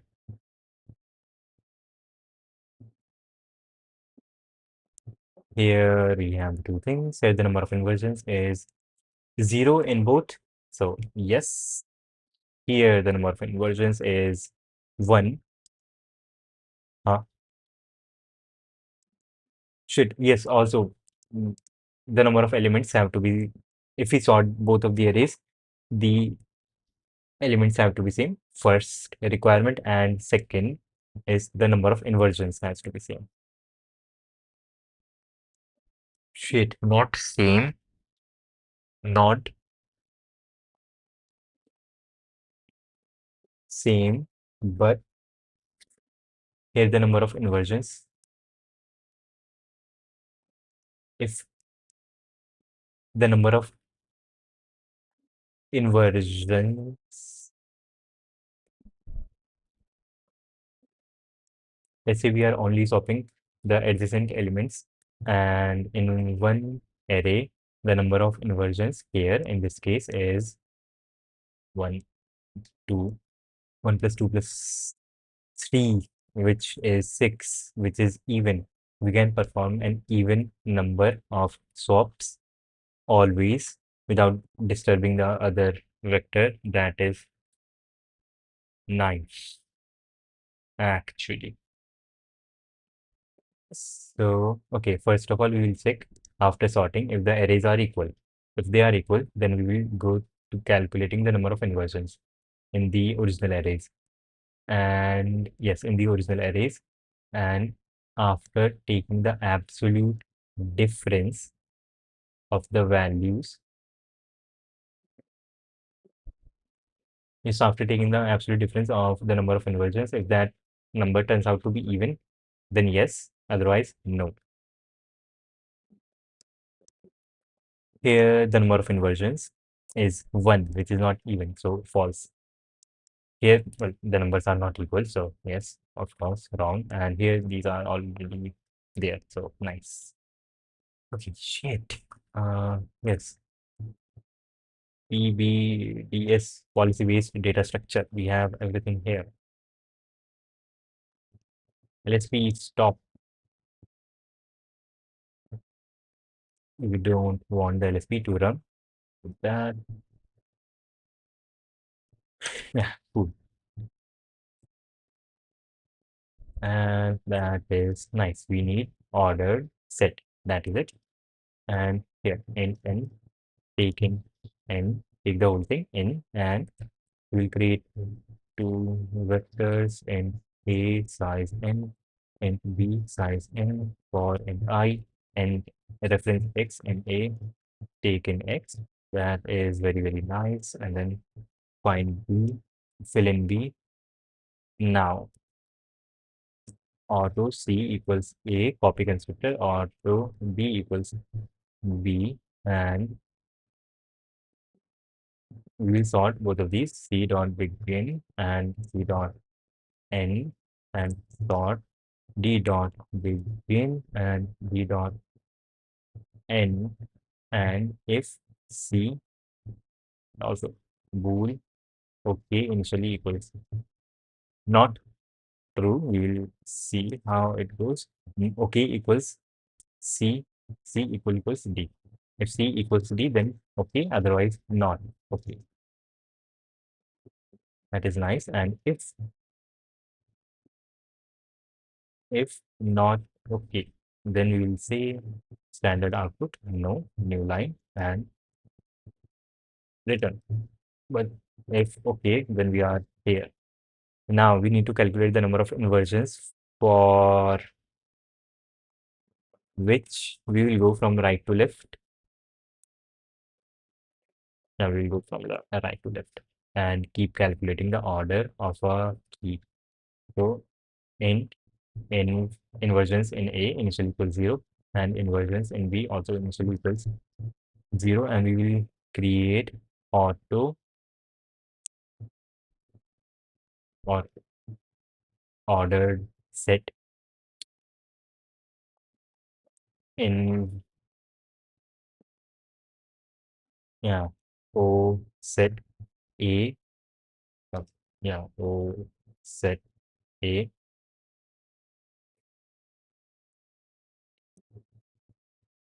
of integers. You have to specify the type, and O set ordered set of B for int I equals n minus 1, I greater than equal to 0, I minus minus. So in A plus equals ordered set. We will first, no, we can go through A and B at the same time. Ordered set A dot order of key, order of key AI. That is how many numbers in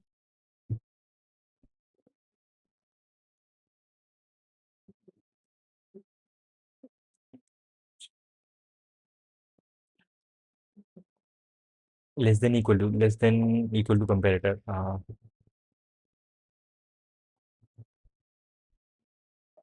Since we want this to be a multiset, we want the comparator here has to be less than equal to, since you want this to be a multiset and not a set. That is one thing, nice thing. Okay, shit.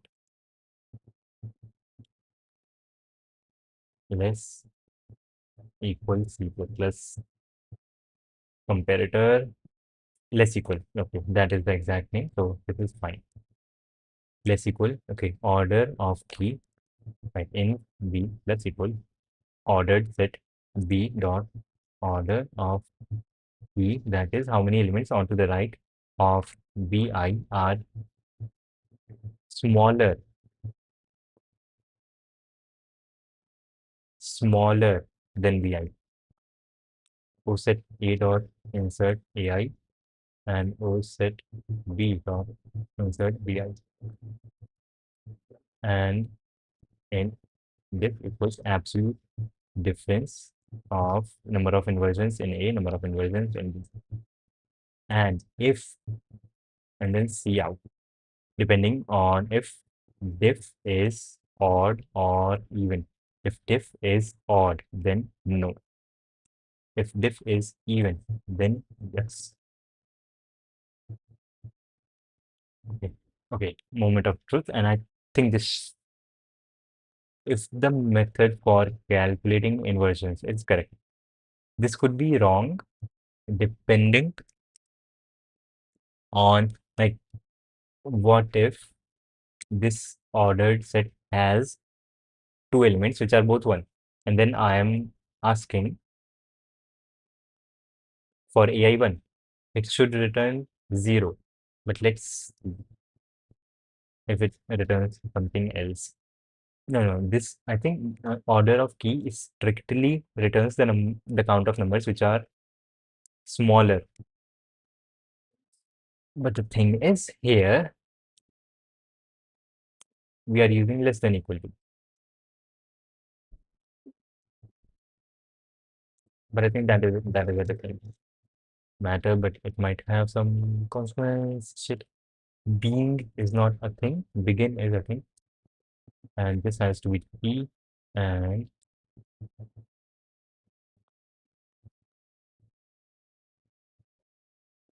okay, shit. Okay, I want to do an experiment. Let's say we have one test case, size is 3, and we have 1, 2, 1.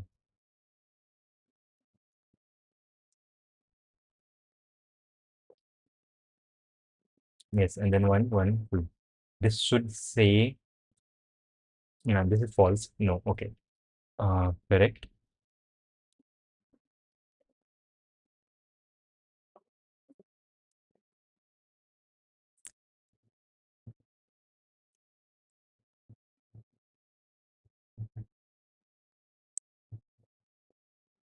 I want to text something, test.cpp, and let's write the boilerplate.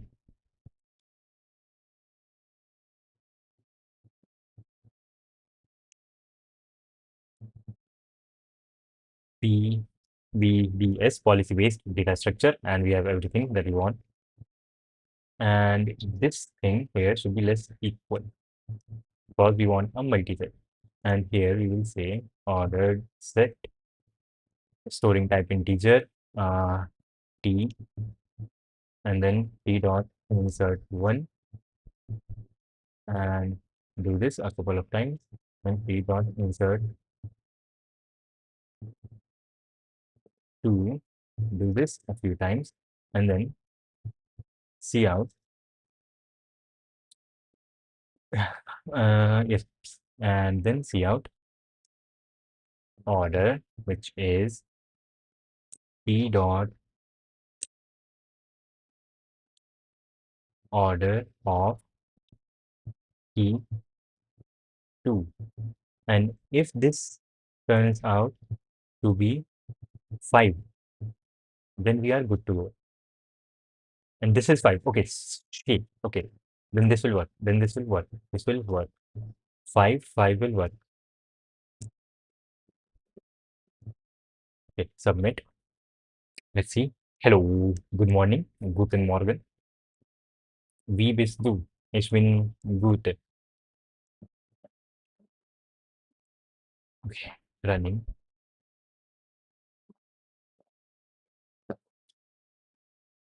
Shit.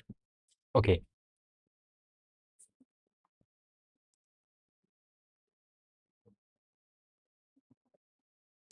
we cannot be happy just yet.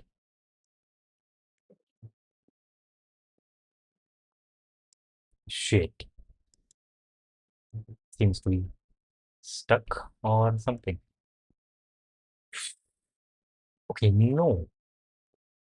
Okay, okay.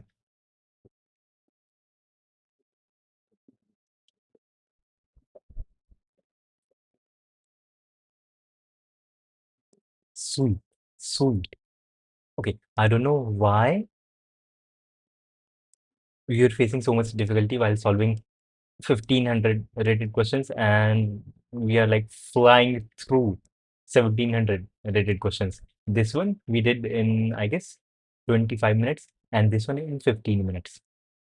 And it is a different fact that we spent like 1 hour on a question, but you are unable to do that. That is a different thing altogether. But this is good. How to use vector accepted. Let's go. Shit. How to use vector? I would say CPHP. There is this section about data structures, dynamic arrays. This thing v dot pushback. Okay, so what a vector is just this. Like it is nothing special. A vector is in heap. Heap is for a program, a part of memory where you can increase or decrease the size of memory that you are using. So think of vector as a list of numbers or anything that you want. Vector of type T, right? And there are just a few operations, a few basic operations that you need to do. One is push back on this vector, push back some thing of the same type that the vector is of, and yeah, push back. And to access something, if your vector is called IV, and to get the ith element, you can just do V bracket I.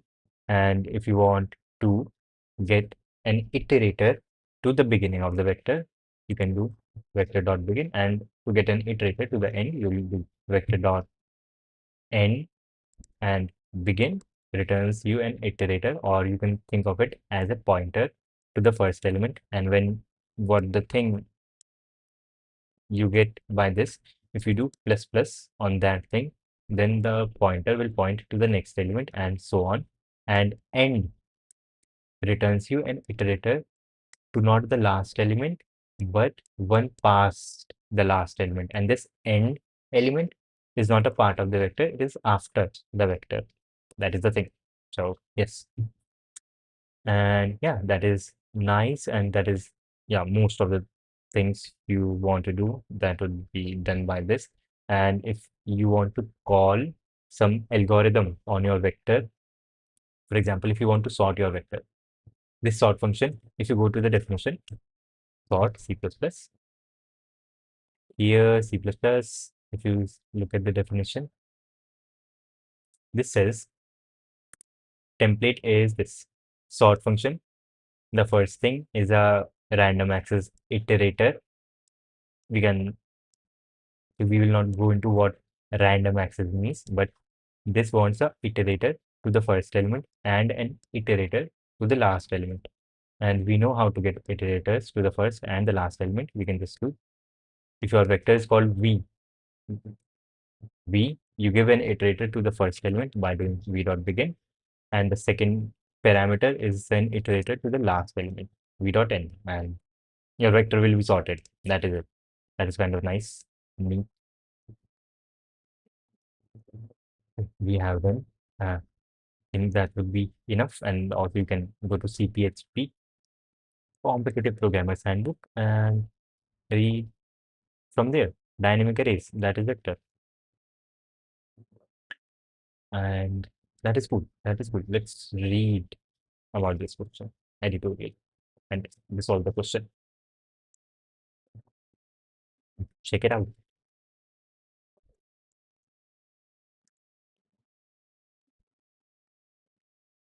Uh, in division A, this was question number D.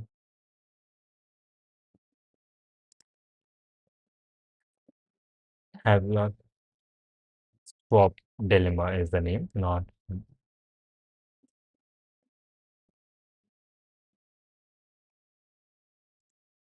uh, wait, swap dilemma. Hint, hint. One, can we convert this complicated operation to something simpler? Yep, bubble sort. We can convert the operation to basically swapping adjacent elements and it still works. Try to prove why. Yes, it does work. Swapping adjacent elements in a distinct array is basically trying to emulate, equate two permutations using adjacent swaps. When is it possible? It is possible when the difference in the number of inversions is even.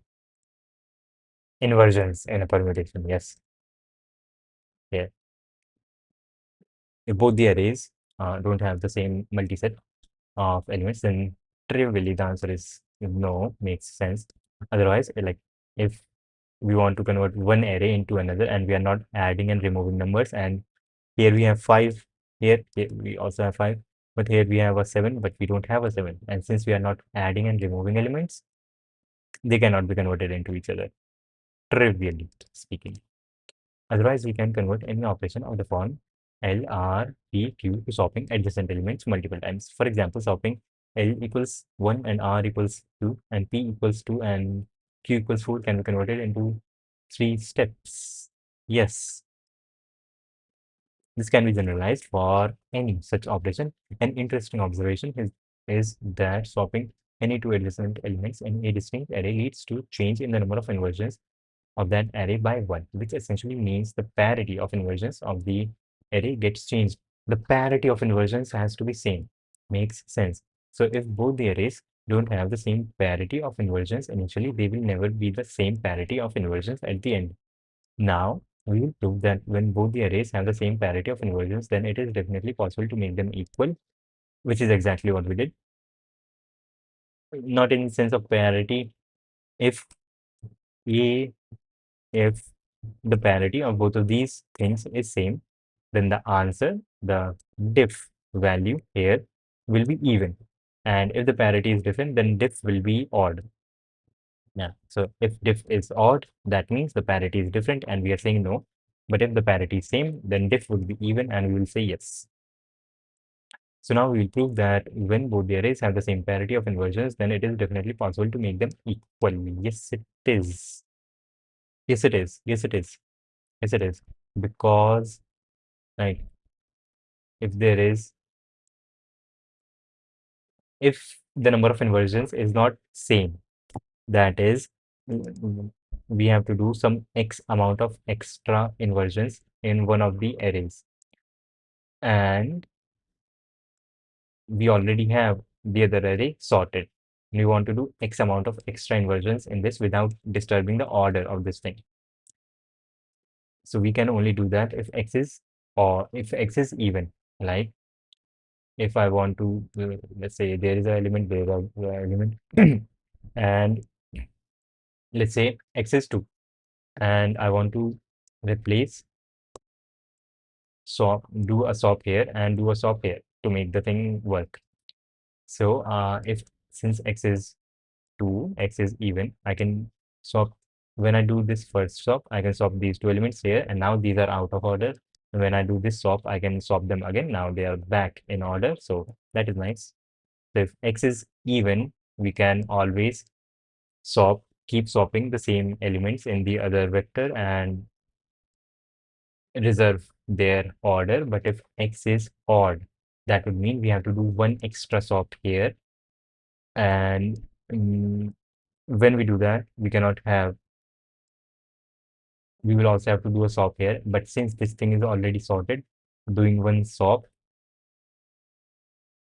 is bad. Yeah, doing one swap is bad. So yeah, we cannot afford that.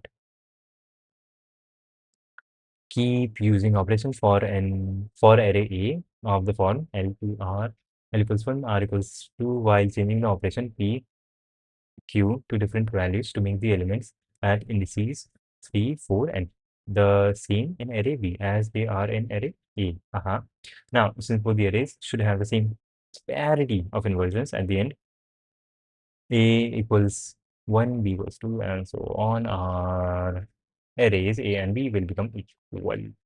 Therefore, the answer is yes in this case. Yeah, cool. This was a cool question. We don't have like tags or anything, but that is fine. And we'll do a few more questions. We have been two questions till now. That is pretty cool actually. Two questions till now. And before moving forward, I would like to go to the washroom and I will be right back in a minute.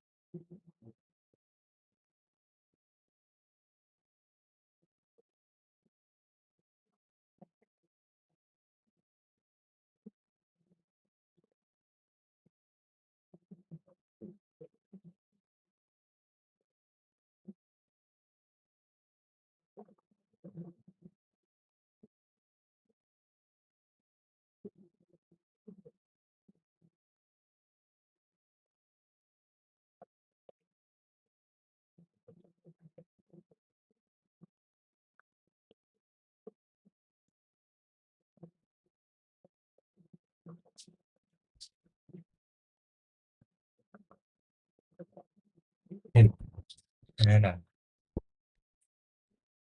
and we can continue. A few more questions. And so we are like, I'm intentionally choosing the easier ones in 1700 rating.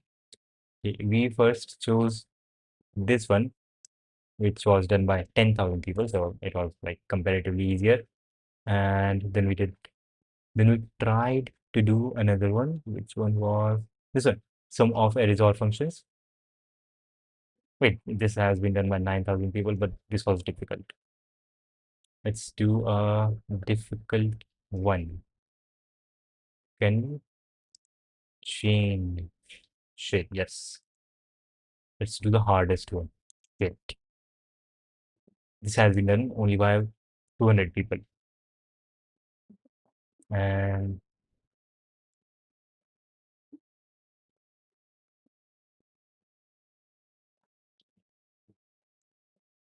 okay, this is something else. Implement a unitary operation and q bits, which is represented by the following square matrix of size. Okay, this is something related to Microsoft quantum, Microsoft Q quantum bit coding contest. You can skip that. There's a military training. Check this things. Yeah, we can do this one. What is this problem statement? Just like Dostoevsky's novel. Okay, military training. Attention. The package for this problem was not uploaded to the problem writer or Codeforces administration after we have upgraded the judging servers to adjust the time limit constraint. A solution execution time will be multiplied by 2. For example, if your solution works for 400 milliseconds on the judging servers, then the value 800 will be displayed and used to determine the verdict. Okay, because okay, And this question. This is a big ass question. I don't know why. Is this question this long? Anyways, the smart beaver. Beaver is a animal. The smart beaver Abby started cooperating with the Ministry of Defense, or you could say Ministry of War now. Now they train soldiers to move armored columns. The training involves testing a new type of tanks that can transmit information. To test the new type of tanks, the training has a special exercise. Its essence is as follows. The story is too much. Initially, the column consists of n tanks sequentially numbered from 1 to n in the order of positions in the column from its beginning to its end. Okay, during the whole exercise, exactly n messages must be transferred from the beginning of the column to its end. Transferring one message is as follows. The tank that the tank goes first in the column transmission message to some tank in the column.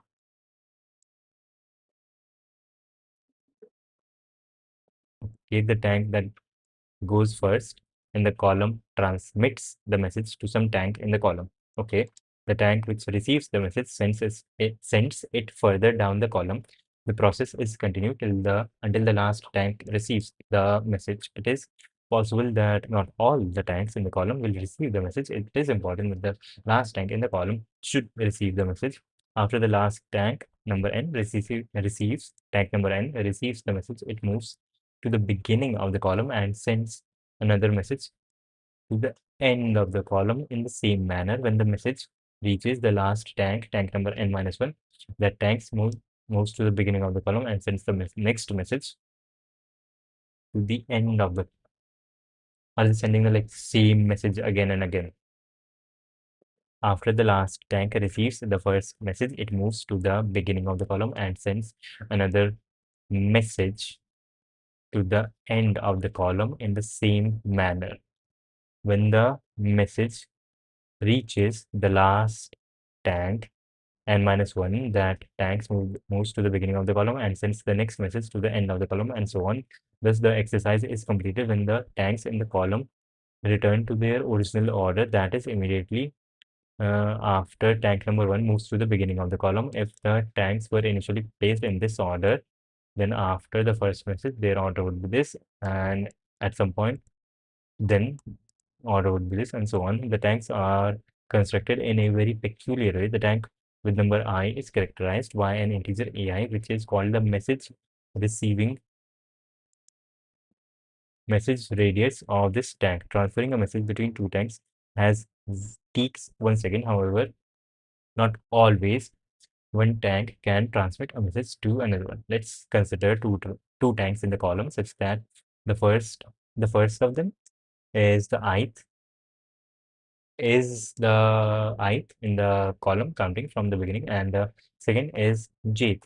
And suppose the second tank has number x, then the first tank can transmit to the second if I is first and x is second. Okay, their ranges have to overlap.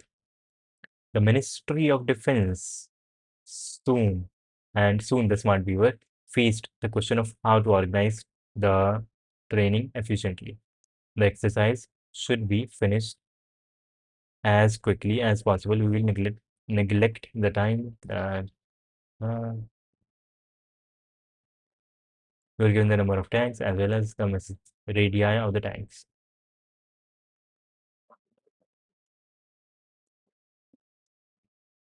N to get the full point for the first. Okay, why? What is this? The first line contains n, the number of tanks in the column. Each of the next lines contains an integer AI, which is not very big. Okay, which is 250,000 at max. The message receiving area of the tank from okay. To get the full points for the group, it is sufficient to solve the problem with inputs. To get the full points for the third group of tests.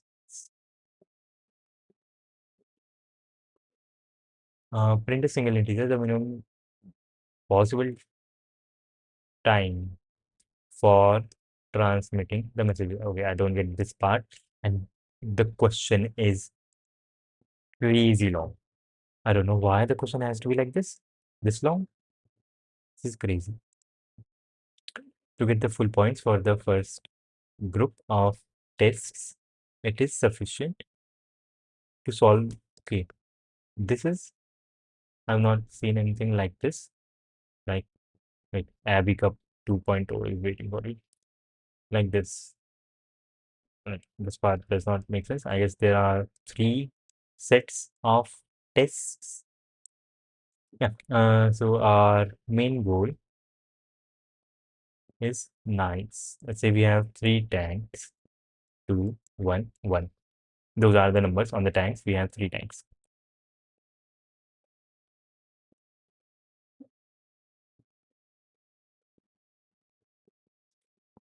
Help the smart beaver and organize the transferring speed of anyway. Okay. This tank is the one which gets the message first. And every time, okay, this is one permutation. Another permutation would be when this comes to the start and we would have 1, 2, 1. Another permutation would be 1, 1, 2, which is just the reverse of this thing. And yeah, those are the only permutations for which we have to find something. N is not going to be very big, so can we go n square? 250,000, which is like 2 power 5. No, we cannot go. We cannot go n square. Yes. So for all of these, not permutation, but for all of these like shifted possibilities, we have to calculate if this tank has a message, how fast can the message get to the last tank? Like for this case, this tank can give the message to this one directly. And so that is 1 second. And here, this tank can give the message to this one because the range is not that much. And then this one can give the message to this one. So 2 seconds. And now this one can give the message here, and this one can give the message here. So 2. And answer would be 1 plus 2 plus 2, which is 5, which is the actual correct answer. Yes, which is the actual correct answer. And greedy is the way to go. Okay, so for each tank, we can calculate how far it can give the request. Like if we have numbers A1, A2, A3, dot dot dot till AN, we will see how further, what is like the range for this tank to give the messages towards the right. Right. Uh,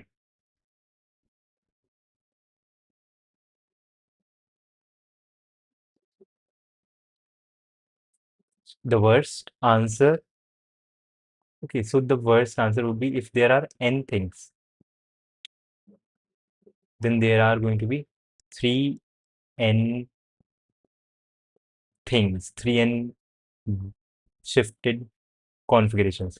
And if one tank is only sending message to the one to its right, then the answer would be, since for n configurations, the answer would be n minus 1 for each of these configurations. So therefore, the worst possible answer will be 3 into n, the total number of,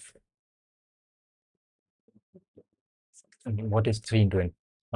There would be n number of configurations, and each configuration can have at max this much time, right?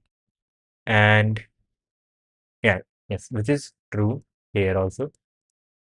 Here we had n equals 3, and if 3 into 3 minus 1, that would be 6. 6 is the worst answer. And we were able to reduce the worst time from 6 to 5 because we skipped one tank. So I think we can just calculate for each tank how many tanks can we skip to its right and for how many configurations or like for how many possible fields. Okay, let's say for this tank, we can skip at max one thing, right?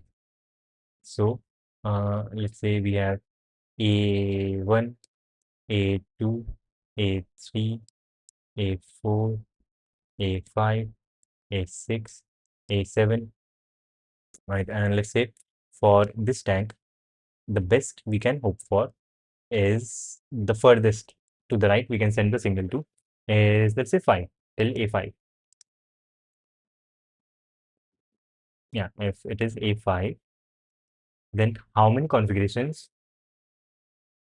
for all the configurations in which A5 is onto the right of A2, for all of them, we will be skipping two elements. And out of n total configurations,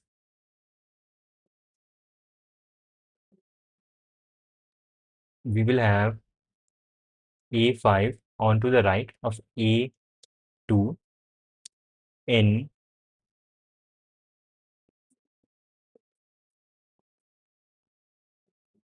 let's say the number of things we can skip is x here, x. X is A5 minus A.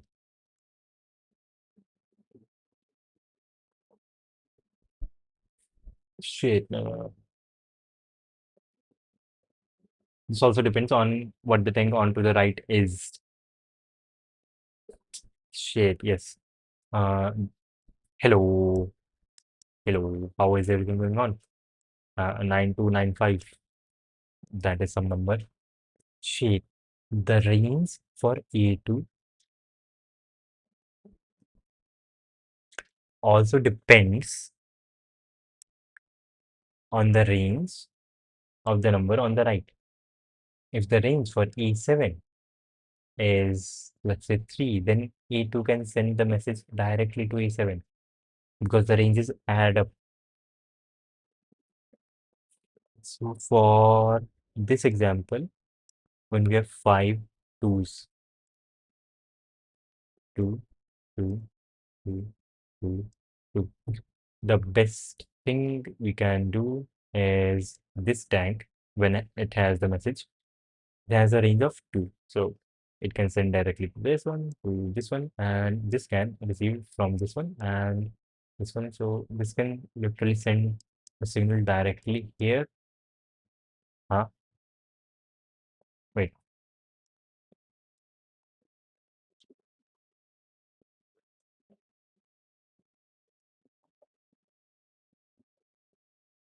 no shit. The thing only depends on the range of one of the tanks. So this tank can only send the signal here. This one can send this tank can send the signal at max to this tank, and the range of this tank does not matter, which makes sense. And when the signal is here, the signal will go here. So this took in total like 2 jumps. And since all of the other permutations have the same number, 2222, and in total there are 5 permutations or 5 shifted values of this thing, the answer would be 5 into 2, which is 10, which is the actual correct answer. That is nice. Shit, I had the timer stop, my bad. Shit, shit. We can do this. Okay. F2. If AI equals some number 2, then this can skip at max AI minus 1, this number of tanks. And right, this is 2, and we have total n minus AI into AI minus 1. Those are the n minus 1 configurations. And for the other AI number of configurations, we will do AI into AI plus 1 divided by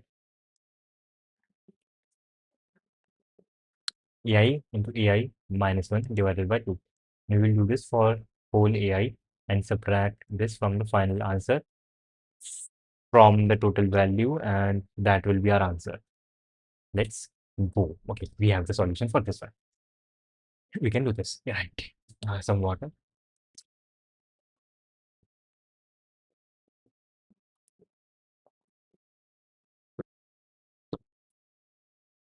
Uh, like screen is not stuck, so that is nice. Okay, we have the solution for this one. We can do this. The laptop is going to die. My bad.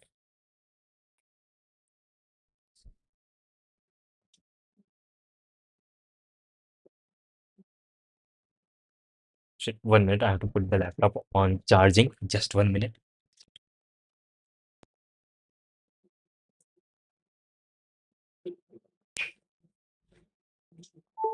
Yeah.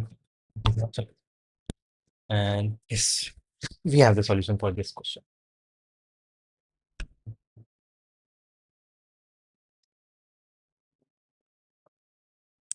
CPP, boiler plate. We don't have multiple test cases. That is nice. And here, like in and take in N and then vector in A size. N and long Sn or response would be equal to N into N minus 1. Let's just in case, let's make this long. We don't have to make this long. Or let's do make this long. Yeah, right. Then for and I equals to 0, I less than n, I plus and right, long. Uh, save. Let's call this number save. Save would be equal to n minus ai. N minus ai. For this many configurations, we will be saving ai minus 1. Right. And for the remaining ones, we will have to ai into ai minus 1. The whole thing divided by 2, and then this minus equals save.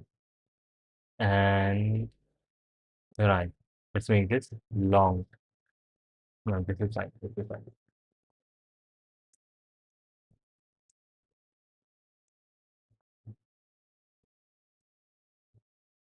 Make this long, and then output response. I see. It just makes sense. We cannot multiply like this, like in normal mathematics. Yeah, shit. 6,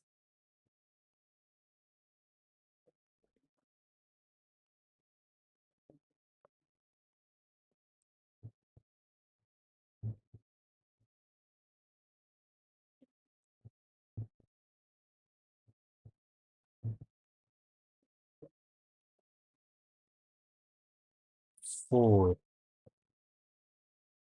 4,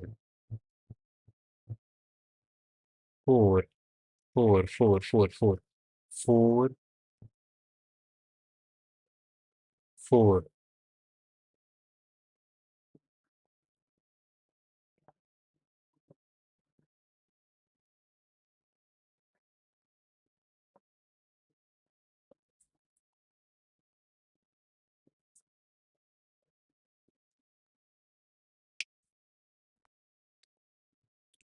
Yes, 4.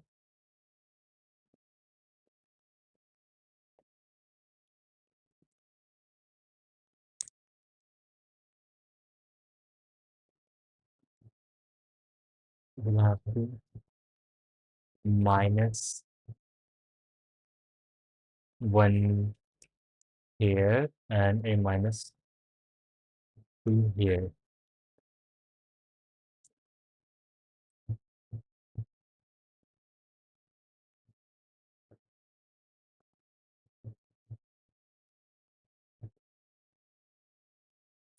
Okay, 5. This is 5. 5 is not right.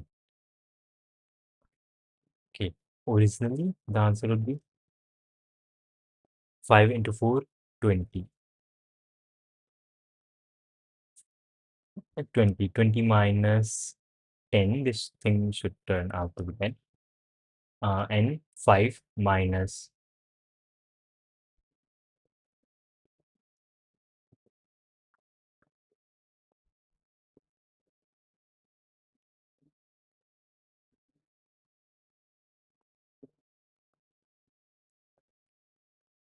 5 minus 2, that is 3 in 3 configurations for a particular n.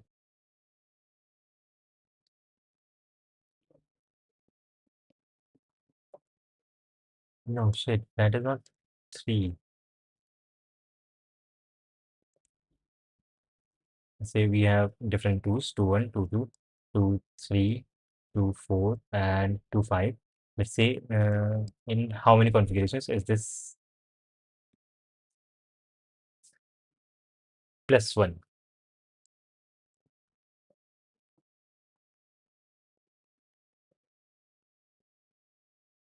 There is one configuration when both of these elements are here, and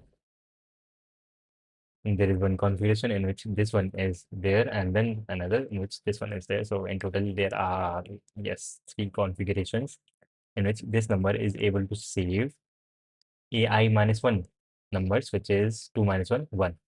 So 3 for this, and then it is not able to save anything else. So answer should be, why is the answer not 10?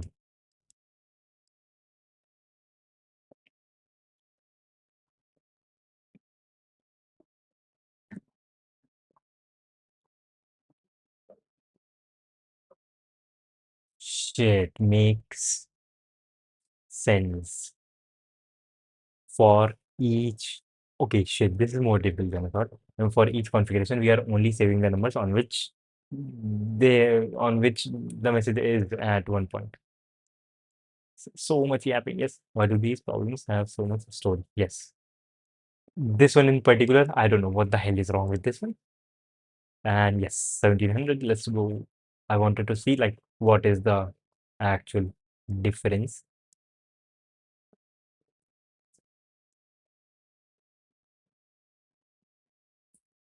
like difference in abilities.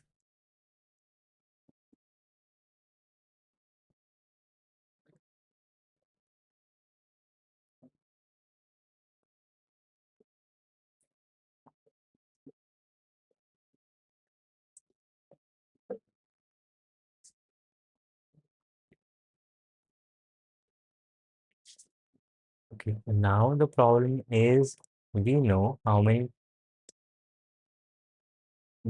numbers can a particular number save, but this number is not going to saving in every configuration. Yes, this number is not doing the saving in every configuration. That is the problem.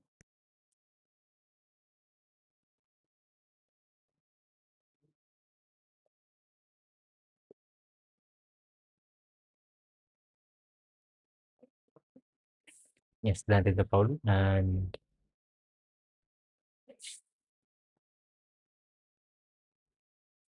yes, that is the problem. And we cannot just do n square time complexity. That would be too much. N squared would be too much.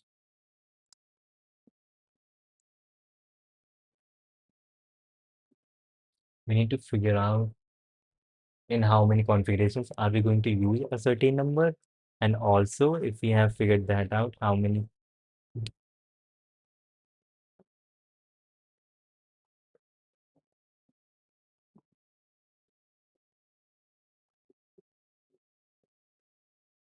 since shit, this is cyclic, this is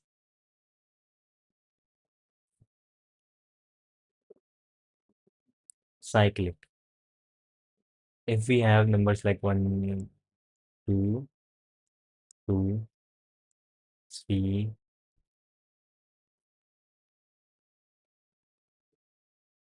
shit, we don't even want to do greedy.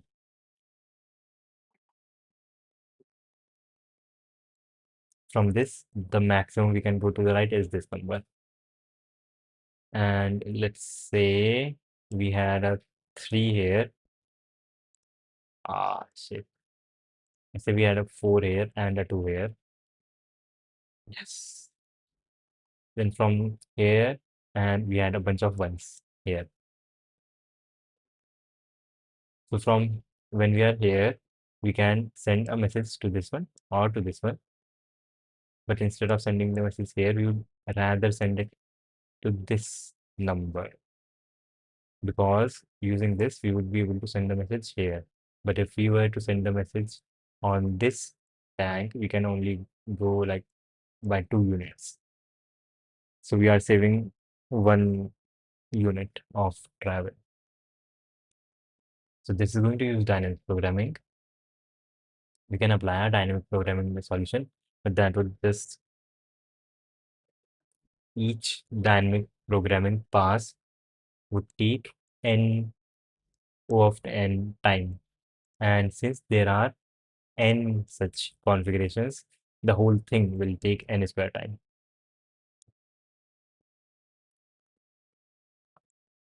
2500 25 square into 10 power 8.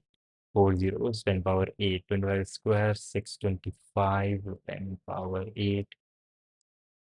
Nope. 6 into 10 power 10 is too big. We cannot have this. That is too big. And they are saying to get full points for the first group of tests, it is sufficient to solve the problem. What does this mean?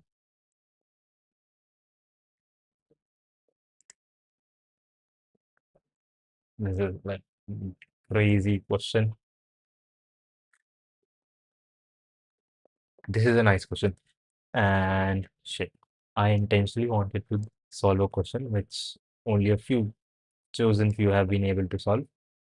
Only 205 people have been, and I would say like a lot of people would be deterred after seeing this contest material. What is this? That is the editorial. We editorials here, they will be uploaded again and 14 years away. That is a long. I hope you won't regret your decision to participate in Abbey Cup. Shit. Mr. Tourist, Gennady Korotkov. It was why this not guy but woman, and no questions, nothing. Crazy.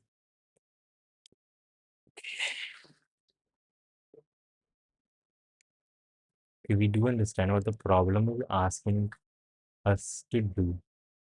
And dynamic programming. If we know solution to one configuration, it is going to take dynamic programming. Okay, let's first of all,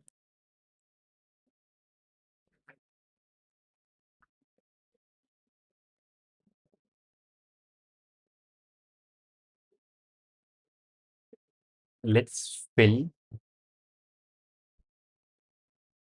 this thing. Let's make a DP table, DP I, which would be the best time for all the numbers from A0 to AI included. Right.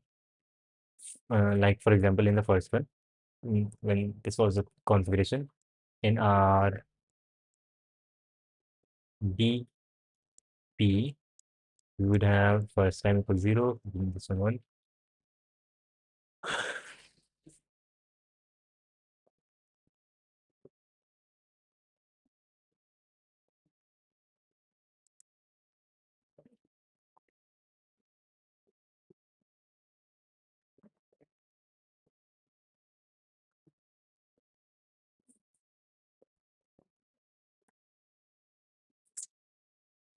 This is not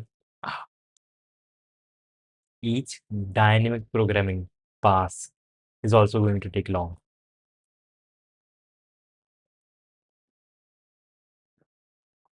Shit, yes. And our DP state, we'll start filling it from the right side, and it would say for DPI would be the best time for all the things from AI till an minus 1 till the last. So for here, the time would be 0.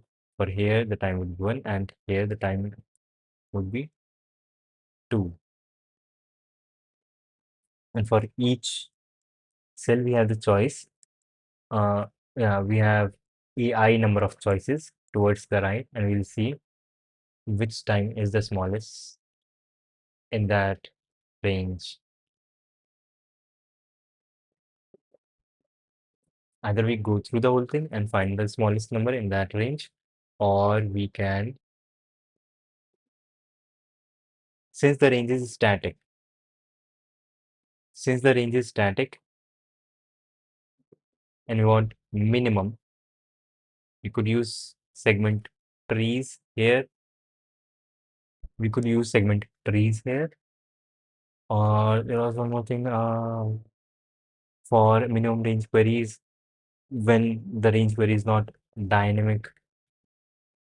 Sparse table. Shit, yes, we can use sparse table, but we don't, we are constantly updating the whole thing. Yeah, we cannot use sparse table, we cannot use segment trees. We will have to go to the right and go through all the choices to find out the best choice.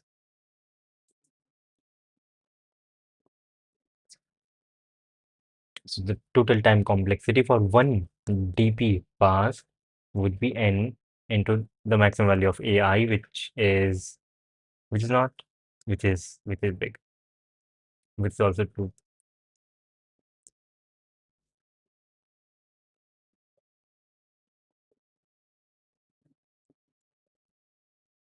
The time complexity for DP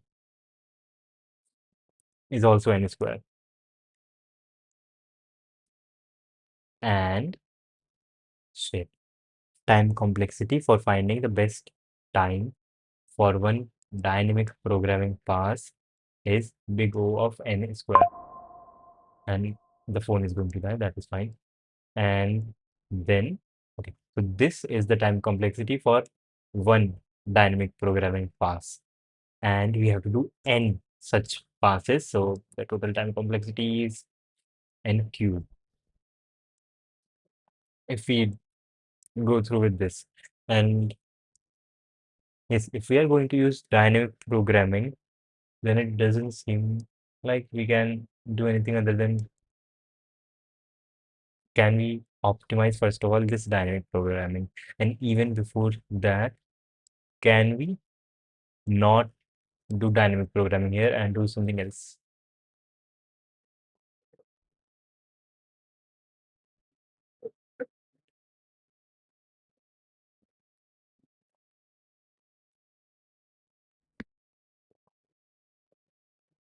So shit.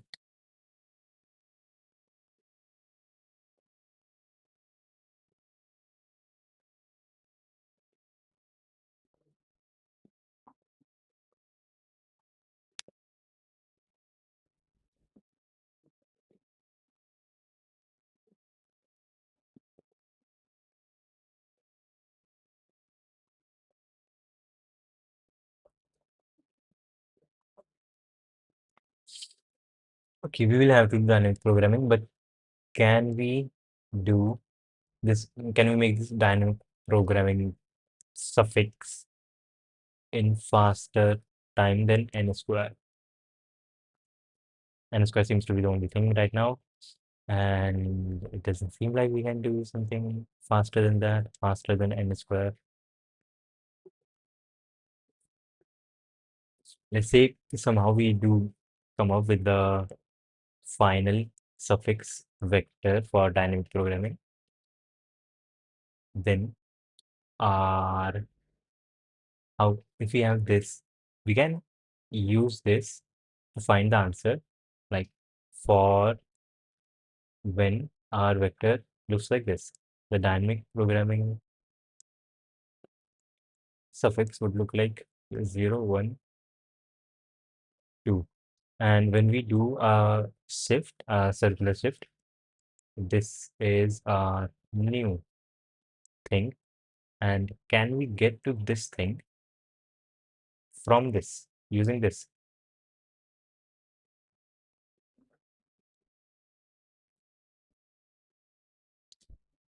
I think yes.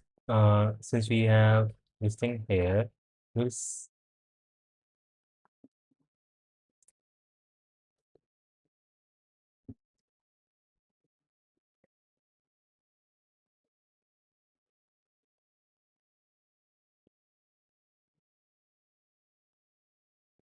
we can shift all of these values to the right. All of these values, we can shift them to the right.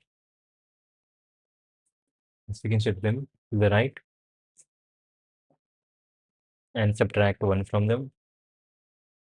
And this value will go here, and it will depend on this thing, right? So 1 and 0 and 1. And here the first thing is 1. And so from this place, you can only go till here. So answer is 2, right? And then for the third configuration, when we have 2, 1, 1, then we will shift again. This will become 0, this will become 1, 1, 0. And if this 0 comes here at the start, it will always be 0. And this 2 can go here, it can go here, right? Okay, and this 2 can also go here. So yes, yeah, so this smaller between 0 and 1 is 0. So we will do 0 plus 1, 1.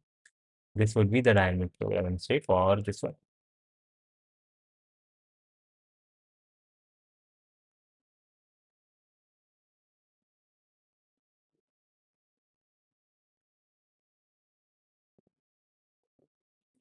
But let's say we do the shift again, and we have 1, 2, 1. Here we move both of these to the right. This becomes 0. If one thing is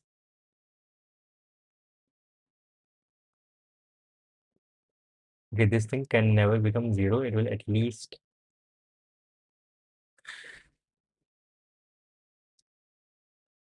be shared.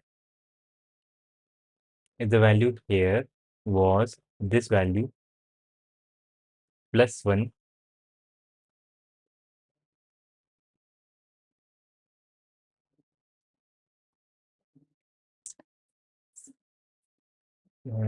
only this thing would become 0, and this thing would remain same, and this one comes here will become 1.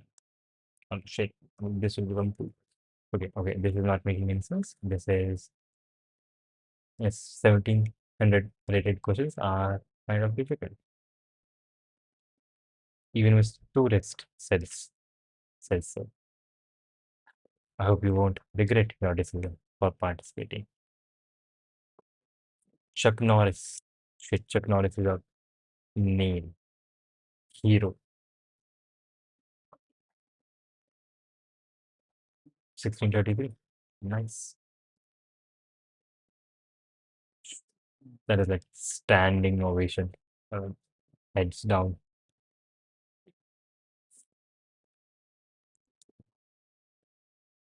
These legendary grandmasters from Japan, Tokyo at Hooders, from at Hooders, and the war.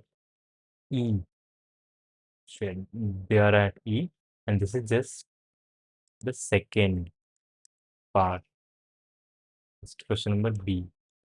That is crazy, and this is from 15 years ago. These are all the questions. So a lot of people have been able to solve these questions. That is shit crazy.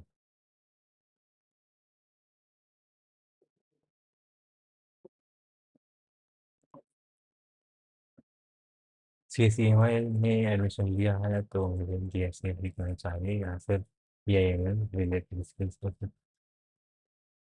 please help me.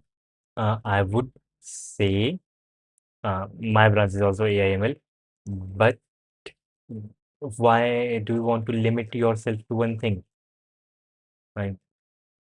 So do DSA, do AIML, and instead of keeping all your eggs in a single basket, divide them, put some here, everywhere, right? So yeah, get better at everything. Not better, but at least good enough at different things. So yes, don't just do one thing. If you can do different things at the same time, so do different things at the same time. That would be the better thing to do, in my opinion.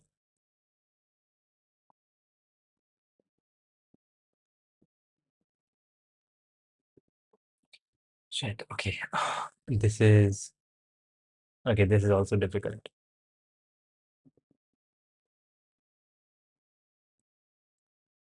Yeah, shit. I think we should do a bit of fallback to 1600 rating.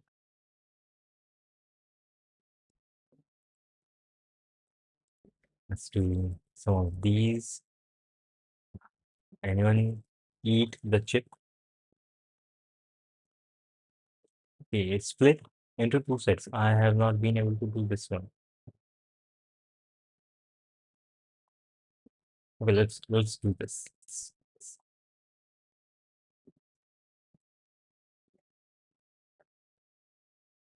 Polycarp was recently given a set of n where n is even dominoes. Each domino contains two integers 1 to n. Yes, each domino contains two integers 1 to n. Can he divide all the dominoes into two sets? And what was the error that I was getting? Wrong answer. Each domino has two integers and n is even. Can he divide all the dominoes into two sets so that all the numbers on the domino all the numbers on the dominoes of each set are different. Each domino must go into exactly one of the sets. For example, if there are four dominoes, so that all the numbers on the dominoes of each set are different. You just have to know that.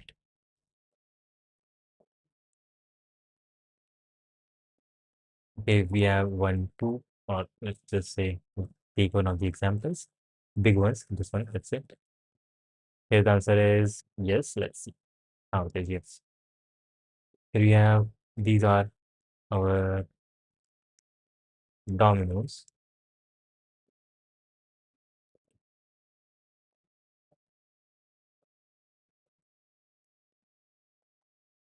These two must be in different sets because 6 and 6 is same, and 8 we will look for another 8. This 8 would come into this set because there is already an 8 here, and yeah, then we can look at 5. This 5 will go in the next set. 7 is already here. 6, 8. Okay, so that is good. That is one component, you could say, that is done. And now 1 and 2 already in different sets.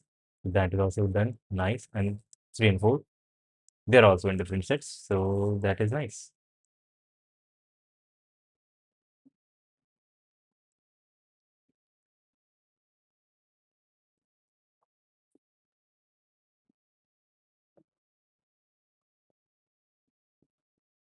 While taking the input, we will see that the numbers cannot be equal to each other. If they are equal to each other, then the answer is trivially no. But if they are not equal to each other, then for each number, here this one is connected to this on the right, and this one is also connected to 2. Yes, on the left. And let's say 1 is connected to 2 and to 2. What we want, let's say, let's take this example. 5 is connected to 6 and to 7. And then we have 6 is connected to 8 and 5. And then 7 is connected to 8 and 5. Right. We are saying this is one domino and this is one domino. So we have 8 and 5. They must be in different groups. One group would have 8, another group would have 5. Okay. Okay. Now for 8 is connected. Okay. 8 is connected to 6 and 7. Right. 6, 6. And yes, both of these groups already have a 6. 8 is connected to 6 and 7. 7 will go into one of the groups.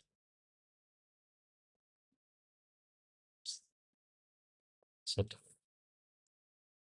how long did it take to get to this level? And are you a student or pass out? I am a student right now. And what are you aiming for position? A dev or what? Like, because you are very hot, as in like,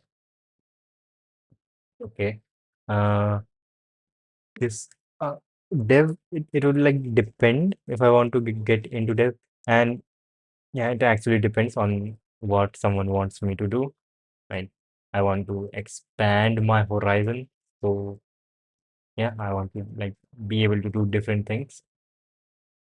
So if I get a job in dev, I will do dev. If I get a job in assembly language, I will do assembly language. And if I get a job in something else, I will do that, like AIML or anything. Web3. yeah. So nothing fixed right now. And it's me student in me fifth year, in me fifth semester, not year.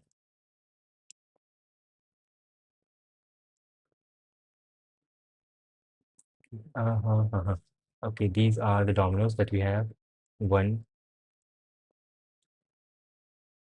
2, and 2, 1. Let's connect this. Okay, and then 5, 6, 6, 8. We can say 5 and 8 are connected to each other. Here, these ones are connected. 5 and 8 are connected. Oh, yes. 1, 2, 3, 4, 5, 6, 7, 8. And these are the numbers. Let's go. And we are saying that 1 and 2 are connected to each other.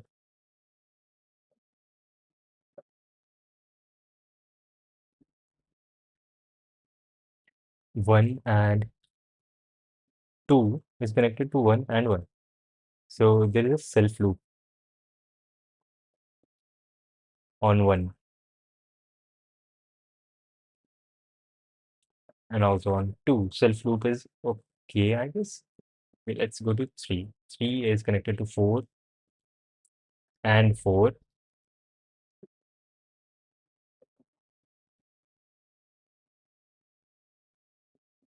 And for 4, 3 has a self loop.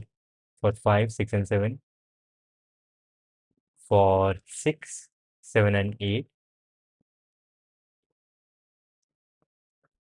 For 6, 7, and 8. And then for 7, 5, and 8 are connected. And then for 8, 8, 6, and 7 are connected.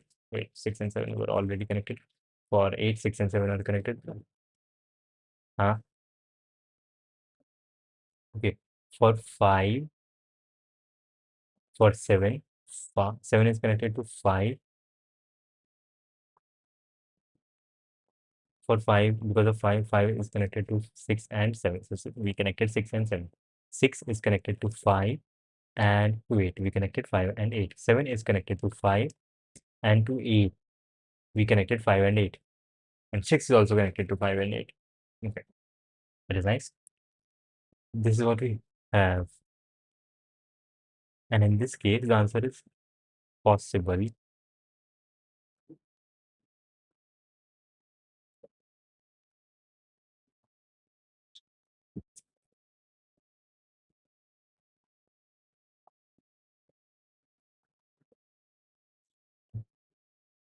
Because the number of edges is odd. Okay, let's take an example where the answer is no. And write the graph for that. Which university called it bachelor? I'm in my bachelor's. What is the use of assembly language these days? Like in which job role would assembly require? I would say in hardware level, low level jobs, for optimization jobs, for like compiler jobs would be something. And I mean, yeah, bachelor degree and university is like AKTU university. Let's take another example. This one. Okay. And 1, 2, 3, 4, 5, 6, 7, 8. And how are the connections? One, because of one is connected to 2 and to 2. So this, right. And then 2 is connected to 1 and 1. Then 3 is connected to 4 and 5. The 4 and 5 are connected. And 4 is connected to 3 and 5. 4 connected to 3 and 5. So 3 and 5 are connected. And 5 is connected to 3 and 4. 3 and 4 are connected. That is a loop. That is a loop, circular dependence. Mhm. That is a loop. Anyways, okay, 5, then 6 is connected to 7 and 8. 7 and 8. Then 7 is connected to 6 and 8. So 6 and 8, and then 8 is connected to 7 and 6. That is a loop. But also we have a loop here. Hmm.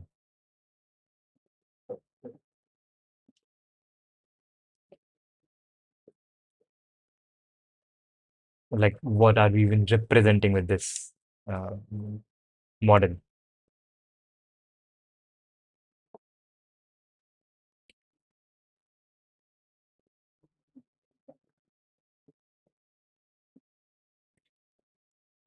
We can have these numbers elsewhere, and 1 to 2, and that is kind of it. Then 3 and 5, we can write this as 3 and 5. So these two numbers, 4 and 5, are in different groups. Then for the next one, 4 is here.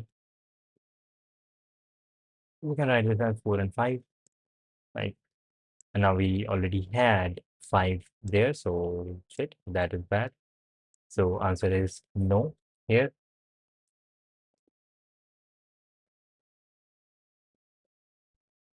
Right. Answer is no here.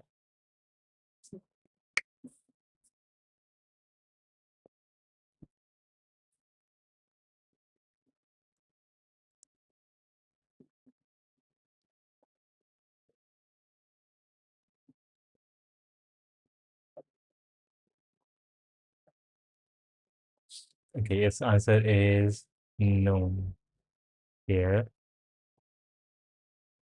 Yes, we can keep two sets in which we will keep adding numbers, and we can sort after taking in these pairs of dominoes. We can sort them internally, first of all, so that they have always a smaller element first. Yes, 3 and 4, 3 and 5, 6 and 7. This thing will become 6 and 8, and this is also sorted. And then we will sort them in their ascending order. Then 3, 4, then 3, 5, and 4, 5. Yep, 4, 5, and then 5 is not there. So we'll go with 6, 7, then 7, 8, and then 7, 6, 8, and then 7. That would be it. And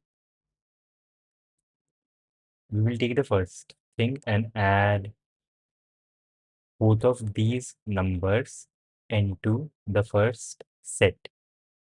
Then we will take the second number and we will see if we will just add the first domino always in set number A. Set, yeah, set A. And then we will start iterating from the second number, from the second domino. And here, this is the second domino, and if this is the second domino, and we will see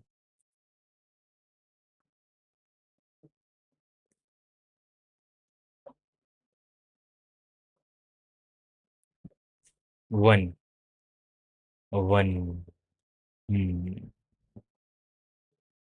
For both of the numbers in this, we'll check the first number and we will see where can we put this domino. If the first number is in the first set, then we cannot put this domino into the first set A, then we must put this domino into set B. And then we will check the second number. Is the second number in the second set? And if it is, then we cannot put this domino anywhere, but right now we can put this domino here. Then we go here and we see if is the first number not in this set and also the second number not in this set. If they are not, then we can add this domino here. Yeah, that is nice. Okay, we can simulate the whole thing and we can find out the answer. It is very nice. Okay, CPP in N, take in N, and then vector of pairs. We'll call it A, size would be N, and internally it will have pairs. Yeah, initialize them. And okay, shape that 4.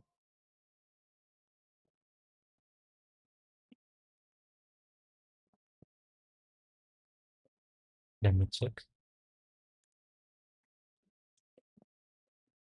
It's okay. Phone is charging and camera is also visible. That is nice.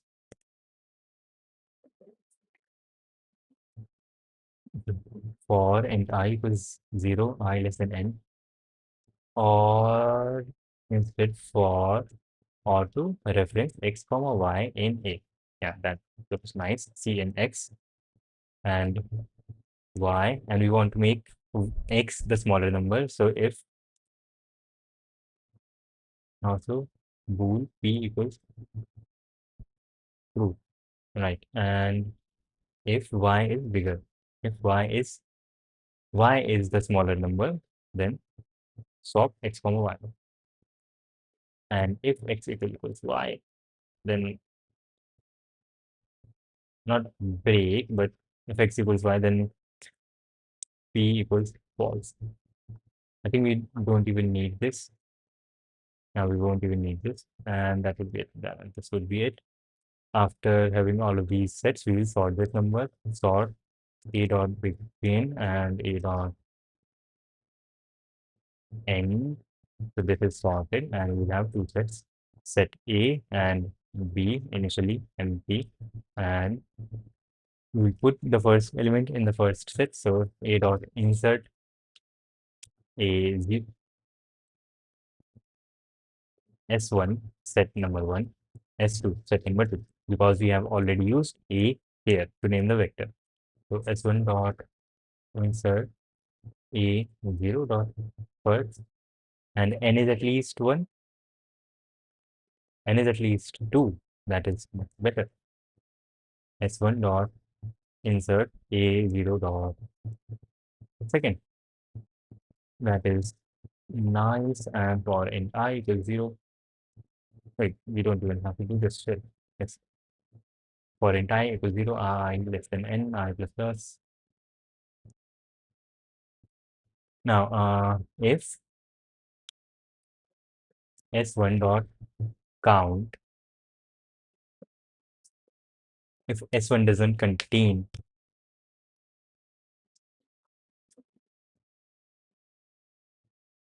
auto x comma y in a. If x1 doesn't contain x and s1 also doesn't contain y, that is if not x1 count this and not s1 count y, then we can put this element here, s1 dot insert x and s1 dot insert y, but that is not the case. Then we will see, can we put this number in s2? If s2 dot count of x is not, and also s2 dot count of y is also false, then we put this number in s2. But if else, like else this false, bool possible equals true, and here we say possible equals false, and then we see out depending on possible. If possible, then yes, otherwise if not possible, then no. And I'm not very sure if this is going to work because we are doing a sort of greed.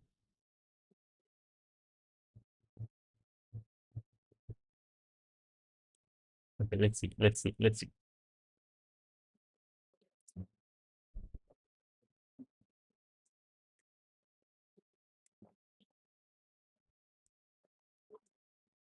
Okay, we are saying yes in the third case. Why?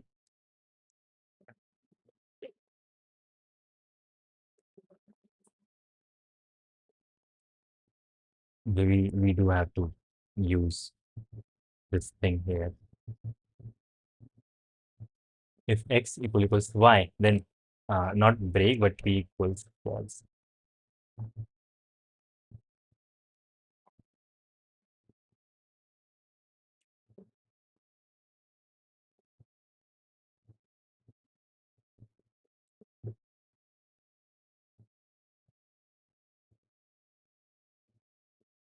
If possible, only then we will do all of this. Otherwise, we won't. Okay, let's see. Let's see. This might actually work.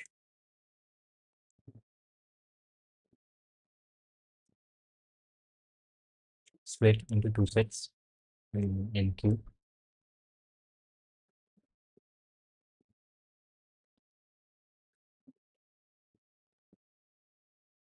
So I was like this thing taking 8 MBs. Yeah, makes sense. We were calculating inversions and everything.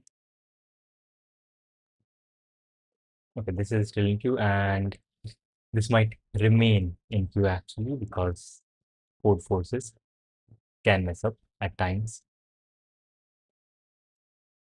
And it has been 2 hours and 59 minutes, which is nice. We have done 1700 rated questions. And this one, if we are counting this one as done, then okay, running. Okay, run.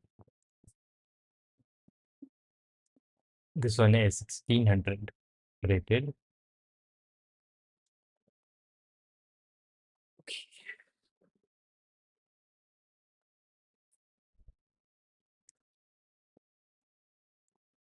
Shit.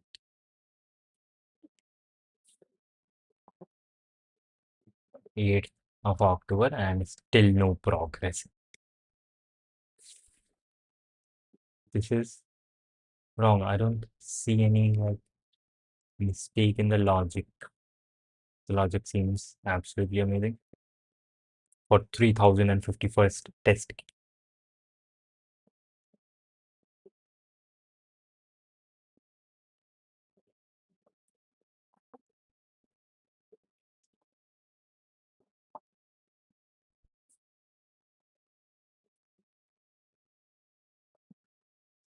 set S1 and S2 initially, both of them are empty, and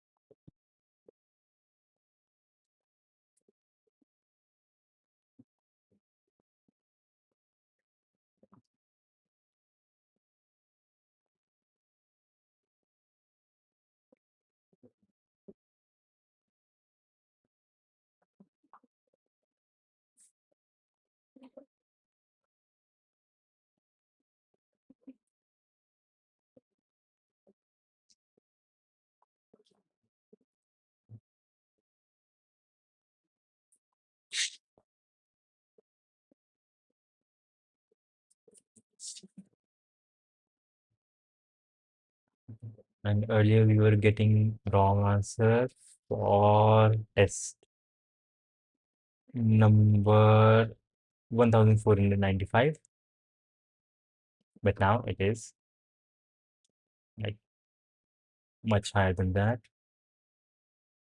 It was 3041. Expected yes, but found no. Expected yes, but found no.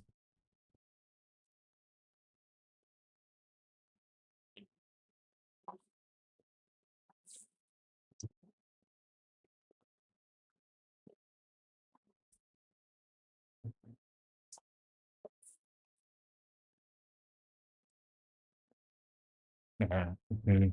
So today we have done, well, two questions we have done completely, and both are 1700 rated. So that is pretty cool. And there is one 1700 rated question which was actually pretty cool. And I do not want to look at the editorial for that one. I want to figure that out on my own. And now this one, 1600 rating and unable to do. And now would be the time to rest. Which O's are you using? What do you mean? Jan lib 55. Which zeros? OS. Shit. Which OS? Mac OS. Mac OS. This is MacBook. Okay, there to look at the statistics. 1700. Okay, we have done three questions in total at 1700 and 1500. Yeah, quite a bit of questions there. And the next contest is on 6th of November. That is going to be nice. And the next after that is 16th of November. A big wait after that. Okay, sure. Yeah, this would be it for today because I also want to give a virtual contest today later on. So that would be nice. Let me see which one. Division 2. Yep, this one would be nice. But have I done some questions in this? Okay, I've done none of these questions. So this would be a nice virtual contest. I'll give that one. A very new question, but why you use teamwork sessions for normal coding sessions? Was learning about teamwork and wondering, does it help? When not, if researching into a remote server. Yes, and this is not a new question. If you do not know something, then nothing is new. I'm using Tmux here because look at this. Now I'm here. I want, first of all, TCP. I want one terminal session to write code, and I do not, if there is some like custom thing, custom input I want to give, I don't want to exit NeoVim and then run the function and compile it and then reopen again. That is bad. Instead, I have a separate window where I can do that. So yeah, I guess that makes sense. Right? I have two windows, one for writing code and one for custom testing or something. And not just that, if I'm writing code, like I have sessions. One session for competitive programming, which I have built. One is for Mist, a project which I was doing, and one for Rust code, some Rust code that I want to write. So that is, yeah, that is Tmux. And also, not just this, like this project, in this project, I can do this, like create a new window on, not a window, a new panel. And on one side, I can run the server. And on the other side, I can run the client. And server says new connection established with this IP address. This is my IP address, by the way, and this port number. And the client is saying, says, start giving instructions. Connection established. Following are the only valid instructions. Set key value, get key value. And like the specifics of this thing does not matter. But yeah, I can have multiple windows to test my code, multiple sessions so that I can switch between them rapidly and not just this. There is dot tmux dot sh. This is the script which I can run to set up the sessions which you saw. Like if I do tmux ls right now, there are 3 sessions running: competitive programming, mist for a project, and for Rust. If I do tmux kill server, and now tmux ls, no server is running. But if I do tmux set, which is, or what is tmux set? What is tmux set? Shit, nothing appropriate. Uh, which tmux set? Tmux set has been aliased to this thing, which is shell script this, which is the script that I just showed. So if I do tmux set, that script will run, and now all the sessions have been set up. And if I do tmux ls, all the sessions are here. That is pretty cool, I would say. Yep, tmux is pretty cool. Yeah, the flexibility is pretty cool. You can like switch between everything, whatever, and you don't have to open new windows. That is nice.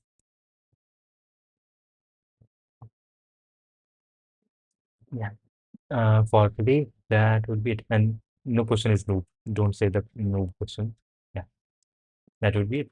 For today, we have done nice questions split into two: maximum product, strike backs. Yeah, that would be it. And that would be it for today. And thank you for being here. Bye.